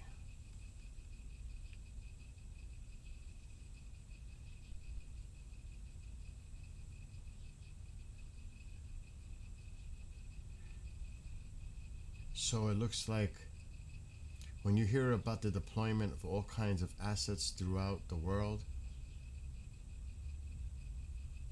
this is one of those places that we're going to say, okay, you don't need this anymore. We're taking it back.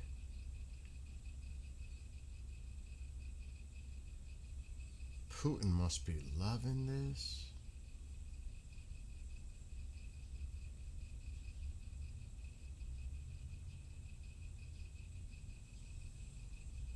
Look how, I mean, if you read this, our main focus is China. Of course, the EU is concentrating on Russia. This is a very good article, actually.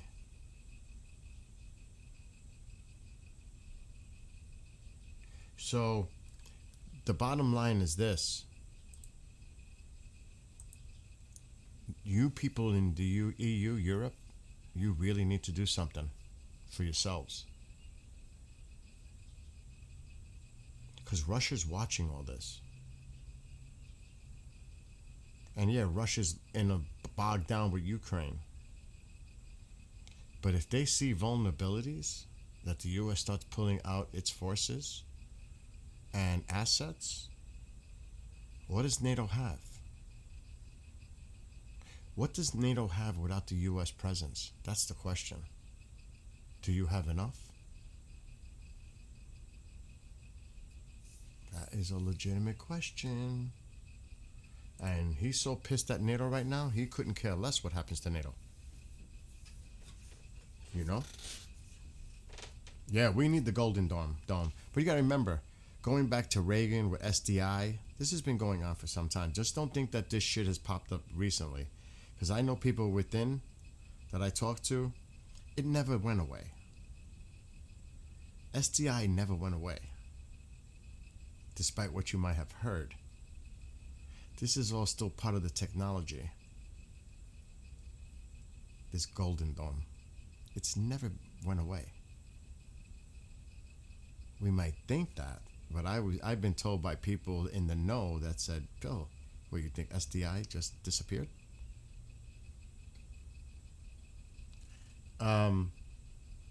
So Trump is 4 steps ahead, no deal. Everybody knew there was going to be no deal, Dave. I never thought there was going to be a deal. Not with this regime. Some of you could have said that, but some of you were saying that he might make a deal. It's not an I told you so moment, Dave. This is predictable. And I do not give him any credit for playing 4D chess. I think you're way overestimating what he was doing in this whole role. He was begging for a deal. He was dying for a deal. He wants a way out. He wants to say, oh, the war's over. End of story. I want another one. The Iranians are the ones that are playing the hardball right now. They're the ones that's saying no deal, not him. He thinks he holds the cards. It's the Iranians with their preconditions that they put out yesterday. It's the regime, the IRGC, that's saying, these are our preconditions. Either you take it or not. And he's like, well, I'm not happy with the latest proposal that Iran handed over. I mean, if we're looking at this practically, I'm not rushing because there's been a lot of blunders here. Lots. I can name a few. There's actually quite a few. By the incompetence on some of the things that's happened so far. Oh, we're going to arm the protesters on the ground. We're going to send it to the Kurds. We're going to send this secret cache of weapons. But, the Kurds kept them. What about that? And he admitted it. He admitted it. That would have been a big scandal. We secretly were trying to supply the protesters on the ground in the early days of the protest to arm them. We were using the Kurds, but the Kurds never sent it to them. They kept the weapons. Oopsie! That's oopsie one. Oh, we never considered he said it, fast attack boats a threat. Oh, we never considered them a threat. Oh, really? And now it's like, shoot to kill all of them, destroy them all. We got all their their mine-laying boats. They're all at the bottom of the sea. But now all of a sudden, you found out that these smaller boats can lay mines too? And they have anti-ship missiles and everything else? Oh, now? Oopsie.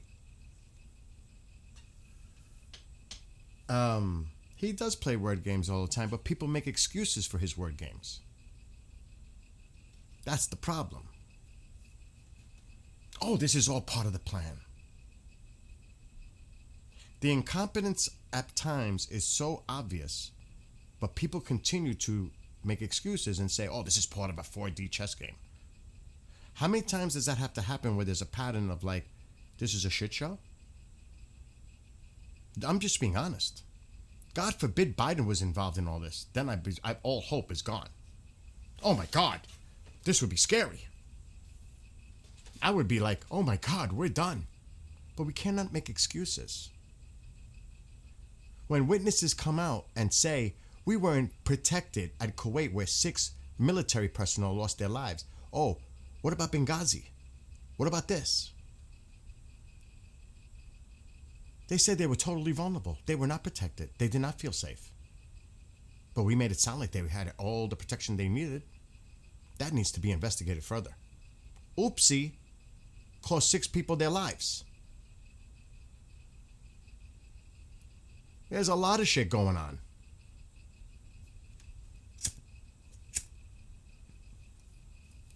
I mean, so now what happens?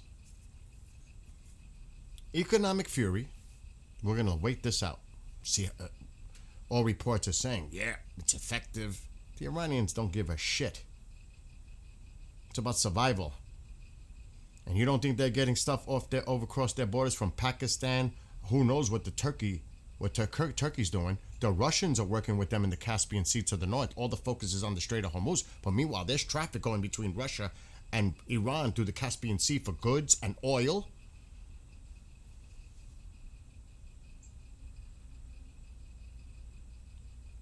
It's going to be interesting how this plays out. So I'm not giving too much credit to anyone until I see the end game here. Which at this point, I don't know what that is. I don't think anybody knows what that end game is. How this is going to play out. I don't think anybody. We can hope that this happens and they bend and they cave and they come to the table from being under such enormous economic pressure with their oil and this and that.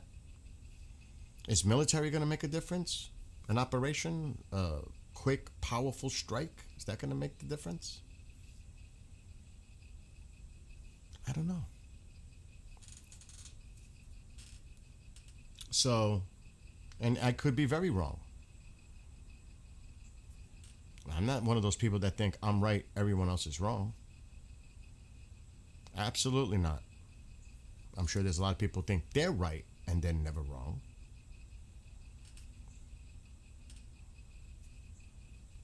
I'm not one of those people. I hope I'm wrong. And actually, in contrary to that, I hope I'm wrong on a lot of things. But guess what? On fucking almost 95% of the things that I've said before this even started, when people were here from the get-go, who was fucking right? I was right.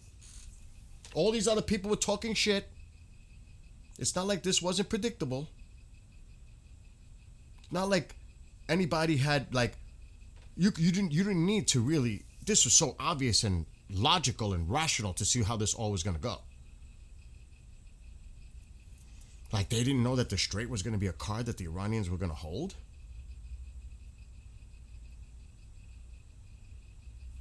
Of course it was. We all knew that. That's why I said before it all started, the Strait, keeping it open was priority one. Because this is where it was going to come to. It's obvious. You know? They couldn't use their own defense weapons in the rest of the Middle East. What do you mean by that? I don't know what you mean by that. Who's using whose defense weapons in the rest of the Middle East? I don't know what you mean by that, Dave. Were they spread thin? Well, if that's the case, then why didn't we defend that base properly where 6 people lost their lives in Kuwait? And witnesses have come forward and said we did not feel safe at all. We didn't feel like we were protected. They're coming forward. They're testifying. That's why I said we need to see a hearing with some of these people, because either they're lying or the Secretary of War is lying.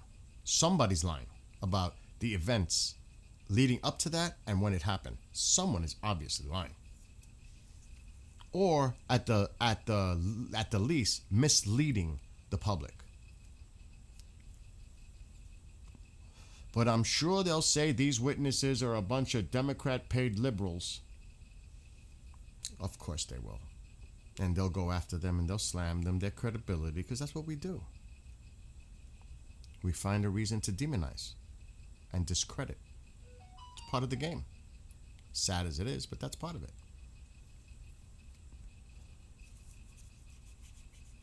That's where we're at. And that's sad. In my opinion, that's sad. And we will, it doesn't matter. We will destroy their reputations. It's not the needs of the many outweigh the needs of the one. The need of the one outweighs the need of the many. It's actually in reverse. So bizarre. All right, let me see if there's anything new. But like I said, I hope I'm wrong. I hope I'm fucking wrong. And what I really want to see is them go after the regime itself, the real regime, not this bullshit total regime change has occurred in Iran. That is such nonsense. If anybody believes that nonsense, then something's up. That is such bullshit. Gaslighting to the max. They all have to be removed. Finish the job. Take all these fuckers out. And I'm not talking about going after the entire military of the IRGC. Go after the upper chain. Vahidi's number one. He's running the show right now. Along with the other 400 members in these so-called factions that he says now. Like he just woke up and found out that there's 2, 3, maybe 4 groups in Iran. What? He said that today. You didn't know that? You didn't know that Iran is not, you're just not talking to one person, that person decides for the whole country? That there are different factions that come together to make the decisions for the country? What? That's alarming. That's alarming.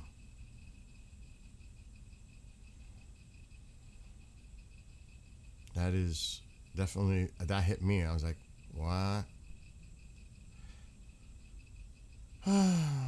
This is what he said.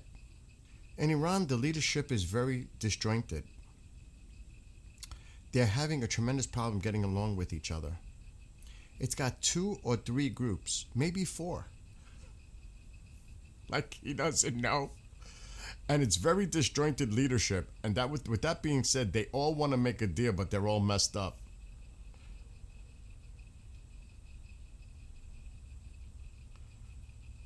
You think maybe 4? You don't know how the structure of the Iranian government works? You don't know the different factions within the government that make up the government? Is that what he's saying? He's saying maybe 4. You don't know? It's a maybe? Oh my God. That's alarming.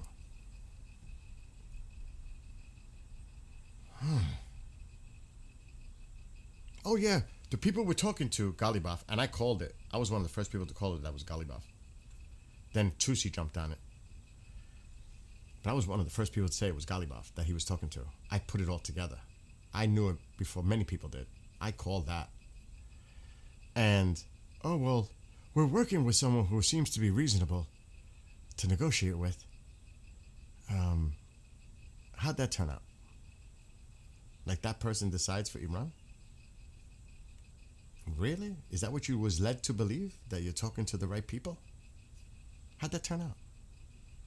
Any of us could tell you that that was bullshit. It seemed like he believed it. So how much credibility do we put in that? It seems like he ran with it. That he really thought he was talking to the right people. I'm going to send JD. We're going to do it. We're going to meet with these people.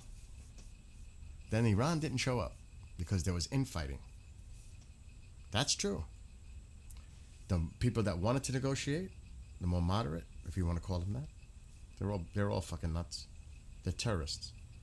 And they want Israel off the map, and we're the great Satan. But despite all that, they're parliament members. And remember, if you look at the power structure of the government of Iran, they're at the bottom. They're at the bottom. The parliament members, the president, who the fuck is the foreign minister? These are all puppets. Mouthpieces. The power structure is above that. The assembly of the council of experts, assembly of experts, the judiciary, the Supreme National Council, the IRGC, and then of course at the top the mouse, whether he's there or not. There's many factions you have to deal with in Iran. He's saying maybe, what did he say? What did he say today? It's got 2 or 3 groups, maybe 4. There's the military.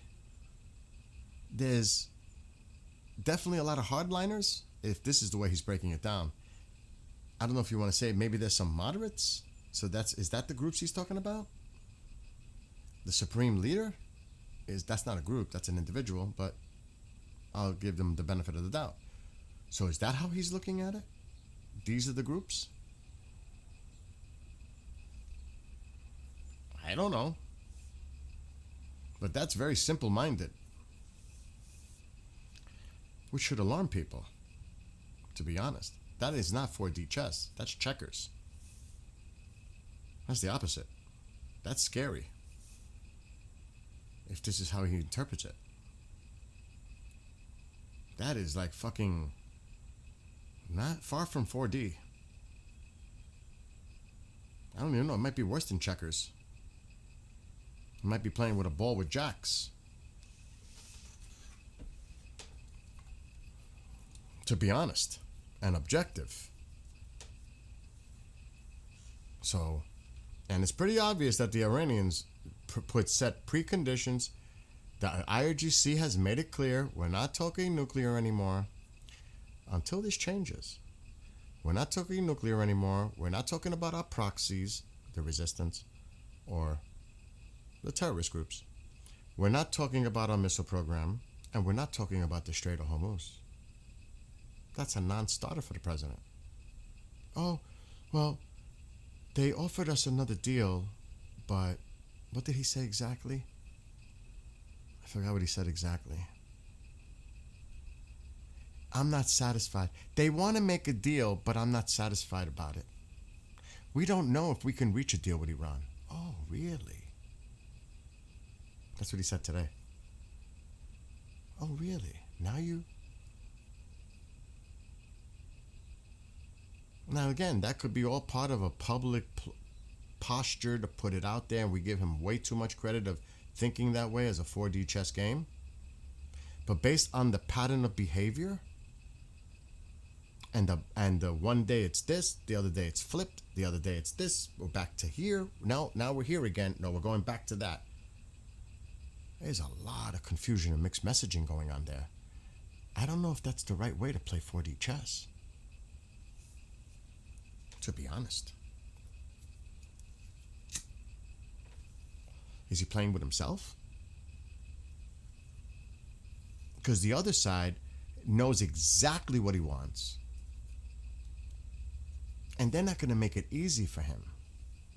And every time he says something, they mock him and embarrass him. Oh, we're going to go fly over.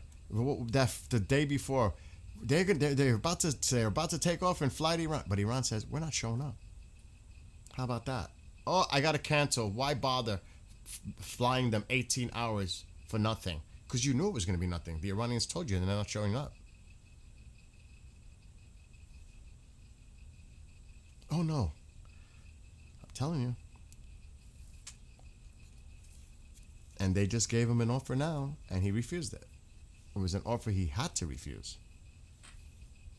You're not going to accept those conditions. Stop the blockade. That's a non-starter. It's being very effective, the blockade. It's strangling them. The United States ain't going to do that. That'd be incredibly foolish. So, again, if you go deep into this and you read into the tea leaves and you see how this has been building up, oh my God. I was thinking more of Monty, what was his name? Monty Hall? Let's make a deal. Exactly. You can't trust them to make a deal. I have actual documentation from the former IAEA going back decades how you can't trust them. I've showed that on the screen numerous times. They cannot be trusted on any deal. We still don't know about a lot of shit that's going on in Iran that the IAEA has even admitted to. We don't even know.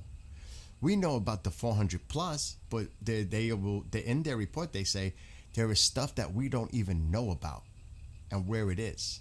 It's in the IAEA report. They state it.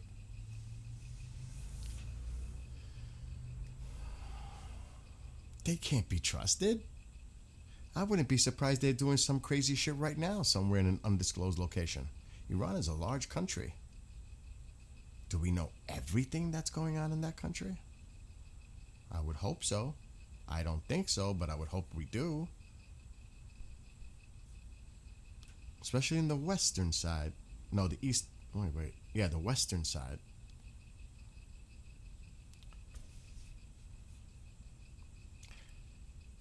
I don't know. Like I said, I hope I'm wrong.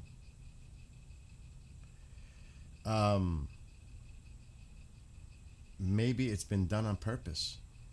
Could be. Again, anyone's guess at this point is valid and legit. If we had 100 people in here in chat, I guarantee there'd be, I don't want to say 100 different opinions, because there might be some agreeing on certain things, but that's what it's all about, to have that discussion and debate. But that tells you a lot too, that really, honestly, we don't know what the fuck is going on. They know what's going on. We see everything on the surface. Public, media, social media posts, this, that. We're not behind the scenes. We don't really know what's going on. We can guess and make assumptions, speculation. Nobody really knows what's going on. I don't even think our closest allies know what's going on, as to not leak our intentions. I don't even know if Israel's in the loop. I mean, I think the president is keeping it very, very inner circle. Like when I hear sources familiar to the White House or to this, like, give me a break. Give me a break. Give me a break. That information is not going to be leaked out. That's one thing that you can pretty much put a bet on, that the president is not going to have this information leak out. That I feel confident on. I do. You know what I mean? That's one thing. Look in the past administration saying, in 2 weeks, we're going to withdraw. We're telling the other side our intentions publicly. And actually doing it in 2 fucking weeks. We're actually telling them our plans publicly and our intentions. He's not that naive to do something like that. Thank God for that. So, and yes, that I will say is part of the 4D chess. Keep them guessing. Keep them thinking. Keep them off. Yes, that is always a great 4D chess. And that he's definitely doing that. That's one aspect of it. There's no doubt about that. He gets total credit for that. Look at the past. Look what others have done. Oh, God. I'm so thankful that he's unpredictable. And that unpredictability is so important, because will you call his bluff? Would you? I'm just going to be fair. Again, I'm trying to be fair. I would call Biden's bluff. I would call Obama's bluff. I would call other individuals' bluffs. I'm not calling his bluff. Do not call his bluff. That I will say. Which is one thing, like I said, I could be critical. At the same time, I could be also very supportive. Blame an independent for thinking like that. But that's just the way it is. There's things, like, for me, and I think that might be my next letter to him, I want to go after Mexico. I want to go after Mexico hard. It's right across the border. I don't give a shit if they like it or not. What are they going to do? I want to go after Mexico. I want to go after the cartels. I want to really, really take out, and everywhere where they produce fentanyl, even the ports where the Chinese bring in materials, resources for fentanyl, I'm taking that shit out. I'm taking their routes, travel routes, trains, transportation, everything that leads further down south to South America, in Mexico, leading up to here, to our border. I'm going after it all. That's what I want. And I've been saying this for years. You want to make a real dent? And you know what? You do that. Think about the border as it is now, much more secure. But if you eliminate that part, you're really making the border secure. We got to go after the fucking cartels. Heavy. Because Mexico is so corrupt, they're controlled by the cartels. And they're in fear of the cartels. Oh, it's so nice out. That's what I want to do. I've been wanting to do that for a long time. And you know what? The same way you can label certain groups terrorist groups, the cartels terrorize citizens here in the United States. They are terrorists. They are a terrorist organization, pure and simple. And if they are a threat to our national security as a terrorist threat, they are a legitimate target. And they should be targeted. You know what I mean?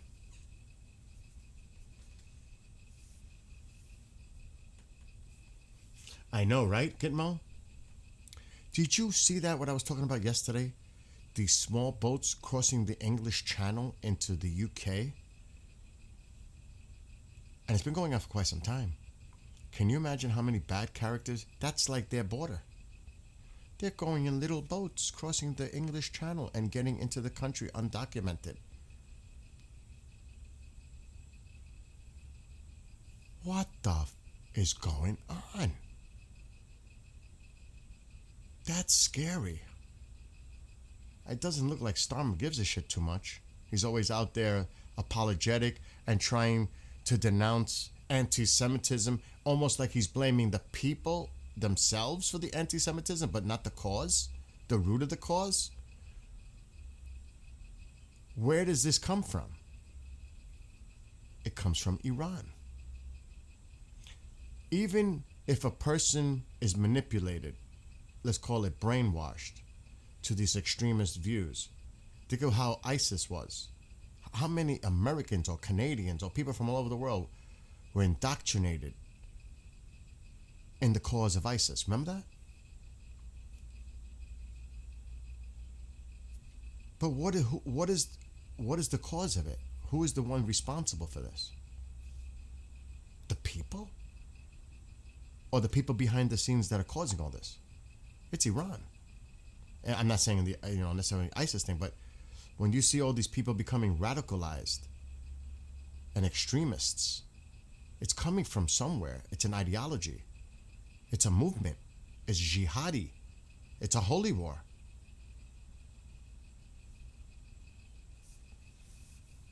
And it's also hate and intolerance. How do you shift the blame and saying, we all need to come together as citizens and recognize anti-Semitism and call it out for what it is, hate, and denounce violence? But we get that. We get that. No shit. But who's responsible for it? Who's the cause behind it? Why can't you just simply say it? You know what I mean? What the...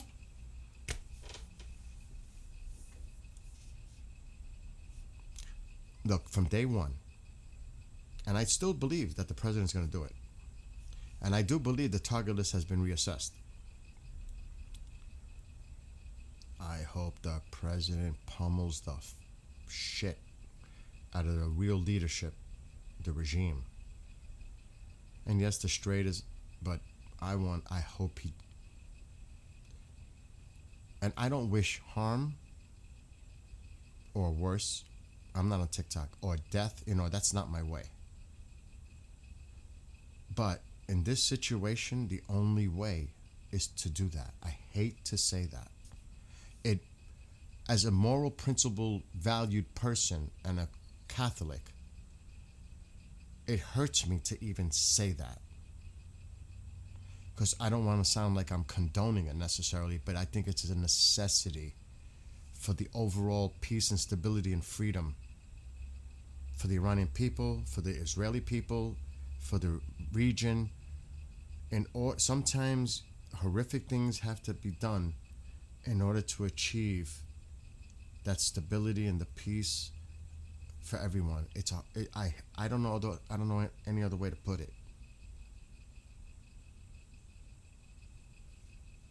I mean, I don't know how else to say, you know what I mean?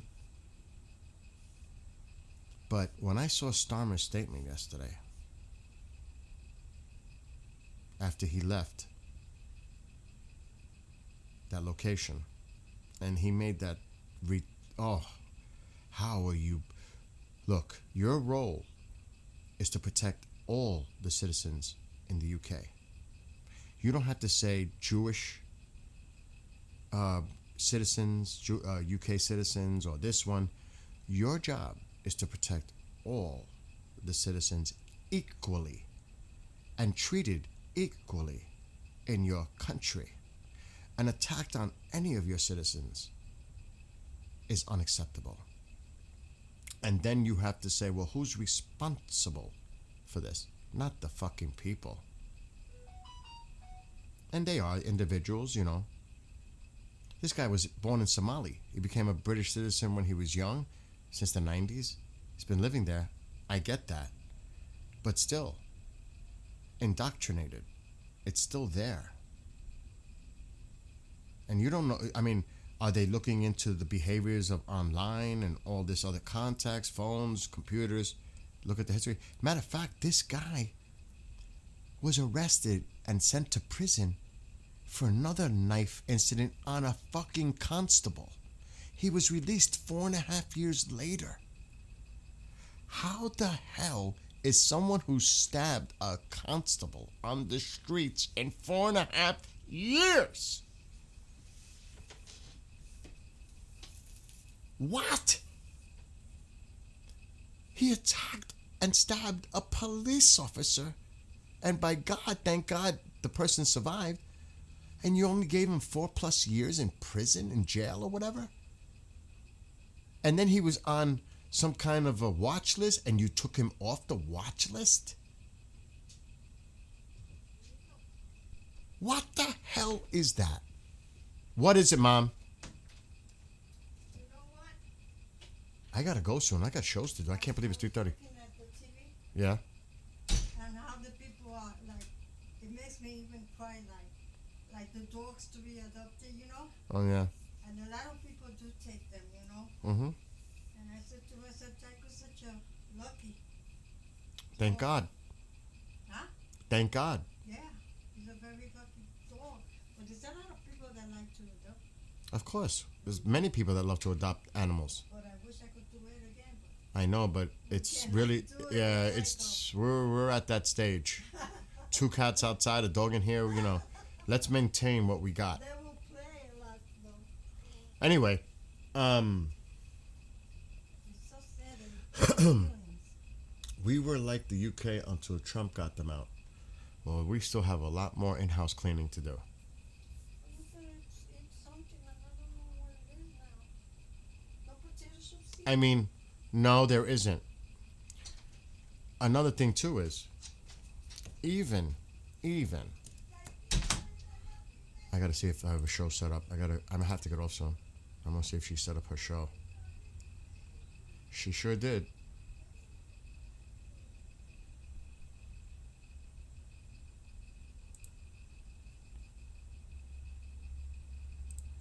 Okay.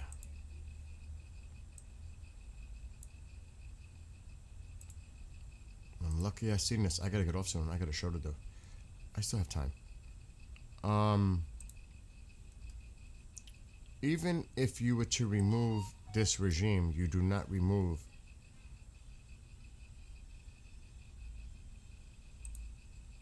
the threat of these jihadis. They're everywhere. They're everywhere. There's going to definitely have to be some cleaning up to do in a lot of places. And you have to do the cleanup. This is Walgreens? Yeah, they're calling you again. Ma, I got to pick up your medication. You gotta pick it up. I will pick it up tomorrow. I got to do a show soon. She's not listening. I know, I get it. I got to pick up your medication. I get it. Oh God, I can't be in peace. All right, close the door for now. Close the door for now. The door is locked with the key. He can't get out. Just close the living room door for now. We're gonna have to do quite a bit. How long did it take to, and this much less, ISIS? Just think of Africa, Asia, Europe, Middle East, here, North America, South America. This element exists. You're gonna have to go after all of it, because it's just gonna rear its ugly head. You really gotta exterminate, like Tusi says, the Daleks. You're gonna have to take this. You're gonna have to try to find a really good exterminator everywhere. Cannot create a live stream.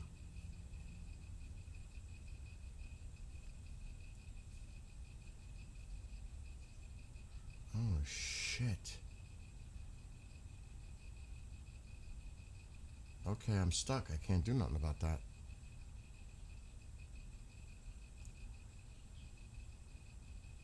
Oh boy. That sucks.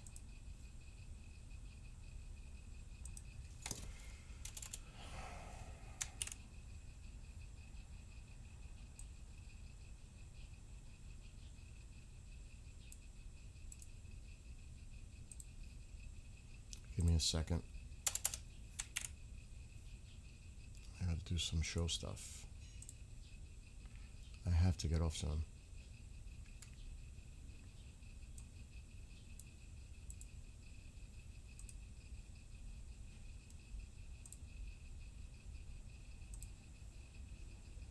Alright, let me just fix this. So I'll be working tonight from 6 to 10-ish.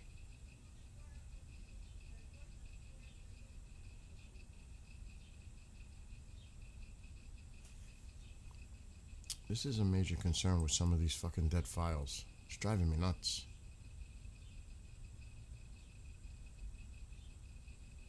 I'm gonna have to weed them out.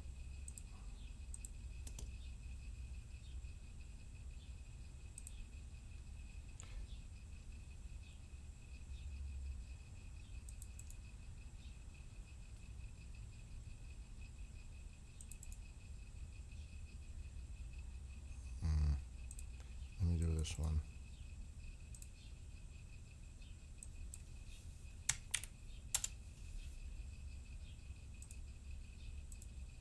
Give me a second.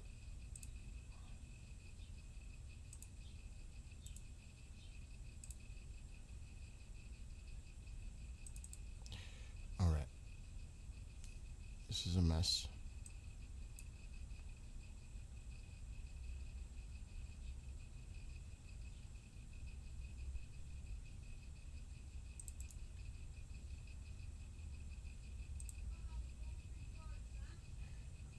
I tell you, Mom will drive me crazy sometimes.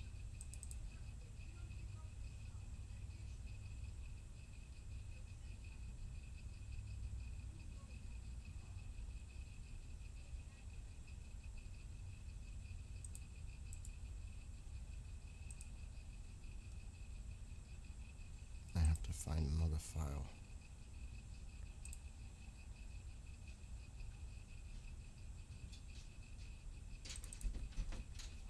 It's Grand Central in this fucking house. What is it now? What do you mean, what is it now? I'm asking, what is it? I came here to get a cigarette. I don't have any. I gotta make them. But I gotta get my medication. I will get your medication tomorrow. Tomorrow, what happens if they I have to sit work down? soon. I cannot go out now. The medication, you have plenty of medication for now. No, for my eyes. No, That no. is- I don't have no medication whatsoever. Okay. Don't You- even come you- with that. You can't get the refill. even get my eye You drops. can't get the refill for your eye drops until you go to the doctor, which is what you canceled No, twice. they Don't tell me no. medication. Don't You tell have me to no. try, so don't even try. Okay, don't try that. No, you don't try. All right, see you later. Don't try those. I'm not gonna argue. I do know better. She says she's in Spanish. She's gonna break my teeth. That's what she just said in Spanish. So He's always nasty. it's not nasty. And I'm his mother. It's not nasty. I'm telling you the facts. I am totally confused now.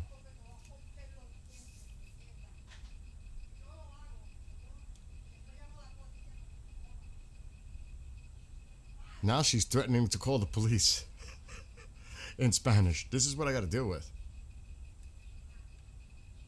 Just to be totally transparent.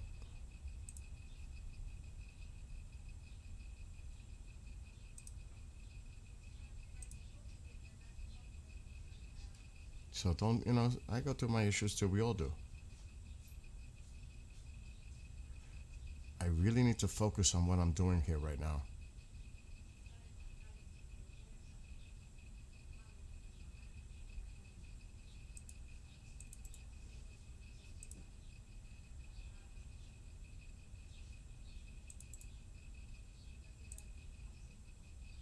Okay, I think I'm good now.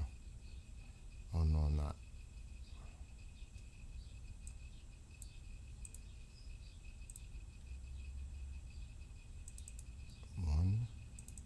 One and a half, 2, 3,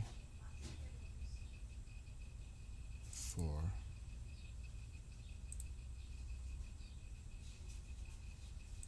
Okay.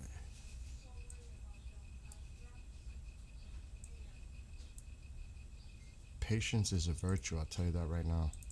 Especially as people get older, you have to be very patient. And understanding. I try my best. Trust me, I get it. That still doesn't make it easy. All right, I'm good for tonight.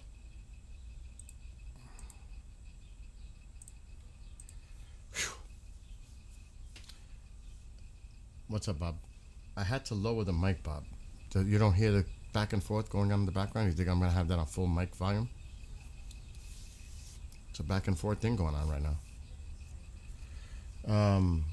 If people didn't have to deal with bad stuff in their own country, they wouldn't be looking to come to ours. That's true. That's a great point. That's a great point. If things were great there, why leave? It's home. Why would you have to go elsewhere? If things were so good there. Right? That makes total sense. Total sense, Marianne. Total. Right on money. Right on the... That is a great point. So, anyway, I'm going to bail for now. And take care of stuff on my end. Let's see what happens, if anything. If anything breaks, I'll be back later tonight. Keep an eye. You never know. Something might pop off. Tonight, tomorrow, this weekend, maybe not, maybe so. Keep an eye. And like I said, if anything breaks even while I'm working, I'll do a short. Because I'm still going to monitor things when I'm working. And pray for our troops. Pray for the innocents. Pray for peace. Pray for resolution. Pray for everyone. Later, Dave, Marianne, Bob, who else is in here? Gitmo. I don't see if anybody else is in there. But anyway, all of you, God bless you all. Have a great weekend. And maybe I'll see you. Keep an eye out for Tusi, of course. You guys know where to go. There's actually a lot. Some people turn me on to Speak the Truth. I do check out The Enforcer and some others. Matt Morse and Max Afterburner, and I can go on. Is it Matt Morse? And the other guy, yes, I said Speak the Truth. There's a few. There's a few out there that are really interesting, provide good information. And you doesn't mean you're going to agree with everything they say. We shouldn't. We have our own opinions. But in general, they provide very important information, useful information. I don't agree with some things, anything that goes without saying. But in general, I think they provide a great source of information. You know what I mean? What's up, Moses? I can go buy Moses. So there's plenty of places to go out there. I'm subscribed to all of them. But I'm sure you guys know the names. You recognize. Even Goldie, Armin. They give more of the personal side, which is good because everybody else is talking like Tusi does or I do, but it's nice to see the personal side of things too. From an Iranian perspective, what the people are going through. And the interpretations, like what Armin does. And he's doing his thing. So everybody provides a service. Not that we're going to agree on 100%, but the majority of it is like, wow, for me at least. Anyway, let me get the hell off because there's chaos here. And I have to bring the chaos down before I start working. Otherwise, I'm going to have a major headache before I start working in a little while. Love to everybody. Be well, be blessed, be safe.